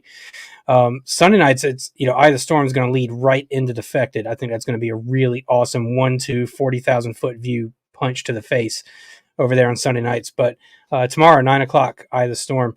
And as usual, it's already packed full, man. That's why the third episode is going to be so important. We're leaving so much stuff on the cutting room floor right now that we can't get to just because there's not time. So that's where you can find me. Well, it's not very often that I'm allowed, that I can get my permission slip signed to do night stuff. But I'm just saying, if you guys ever wanted somebody to come hang out, I would make time for that. That's probably going to happen at some point, brother, for sure. It would be awesome. To line that up. Yeah, I'm just playing with you, but I would absolutely love that. Oh, we got who's that? Cute Kitty? Yeah, because there were people asking, and he just has not left me alone today. He's had to have his daddy today, man. See, he's just completely chill now. Well, I want you and Cute Kitty and your wife and anybody else that you can think of, because I know you guys have already had them on. But my next show is on, I believe it's Monday the 5th. It's the 5th. But General Quast is coming on. So, oh man, pretty stoked about that. Still one of my most mind-blowing moments personally in this movement for me was when we had Quast on Eye of the Storm, and we literally watched the Q-proof that Joe and I had done about Space Force. And it was like a 10 or 15 minute clip of us going over that Q-proof, and he sat there and watched it and then gave his analysis of it after the fact. And I'm sitting over here like, yeah, tell me more about how Q is bullshit when we've got a 3-star general literally sitting here watching this Q-proof and talking about it. So, So I actually saw that. I saw one other clip. Would you do me a favor if you have it like easily at hand, or you can find it quickly, Paul? If you have the link to that whole show, I'd like to watch it before I talk to him. Yeah, I can shoot you that clip. Yeah, I tried to find it, and I found a couple of your short clips, but not the full show. So if you can send me the full show, I would love it. Yeah, it's definitely over there on the Badlands playlist, but I'll find it for you and shoot it your way. Yeah, Badlands, you guys have a lot of stuff up on Badlands. A lot of stuff. A lot of stuff. All right. Well, I absolutely love you, bro. These are always a blast. I cannot wait to do it again. Please tell Joe, same thing. I'm super grateful that he came for the amount of time he was able to be here. Can't wait to do it again. This ruled. You're the man, dude. Tell your wife, please give her the best, Q Kitty and the whole Kitty family over there at the Absolute household. Will do, my brother. Always a pleasure, man. Looking forward to next time already. All right, dude. I'm going to do some house cleaning and I'll catch up with you, okay? Yes, sir. All right, peace.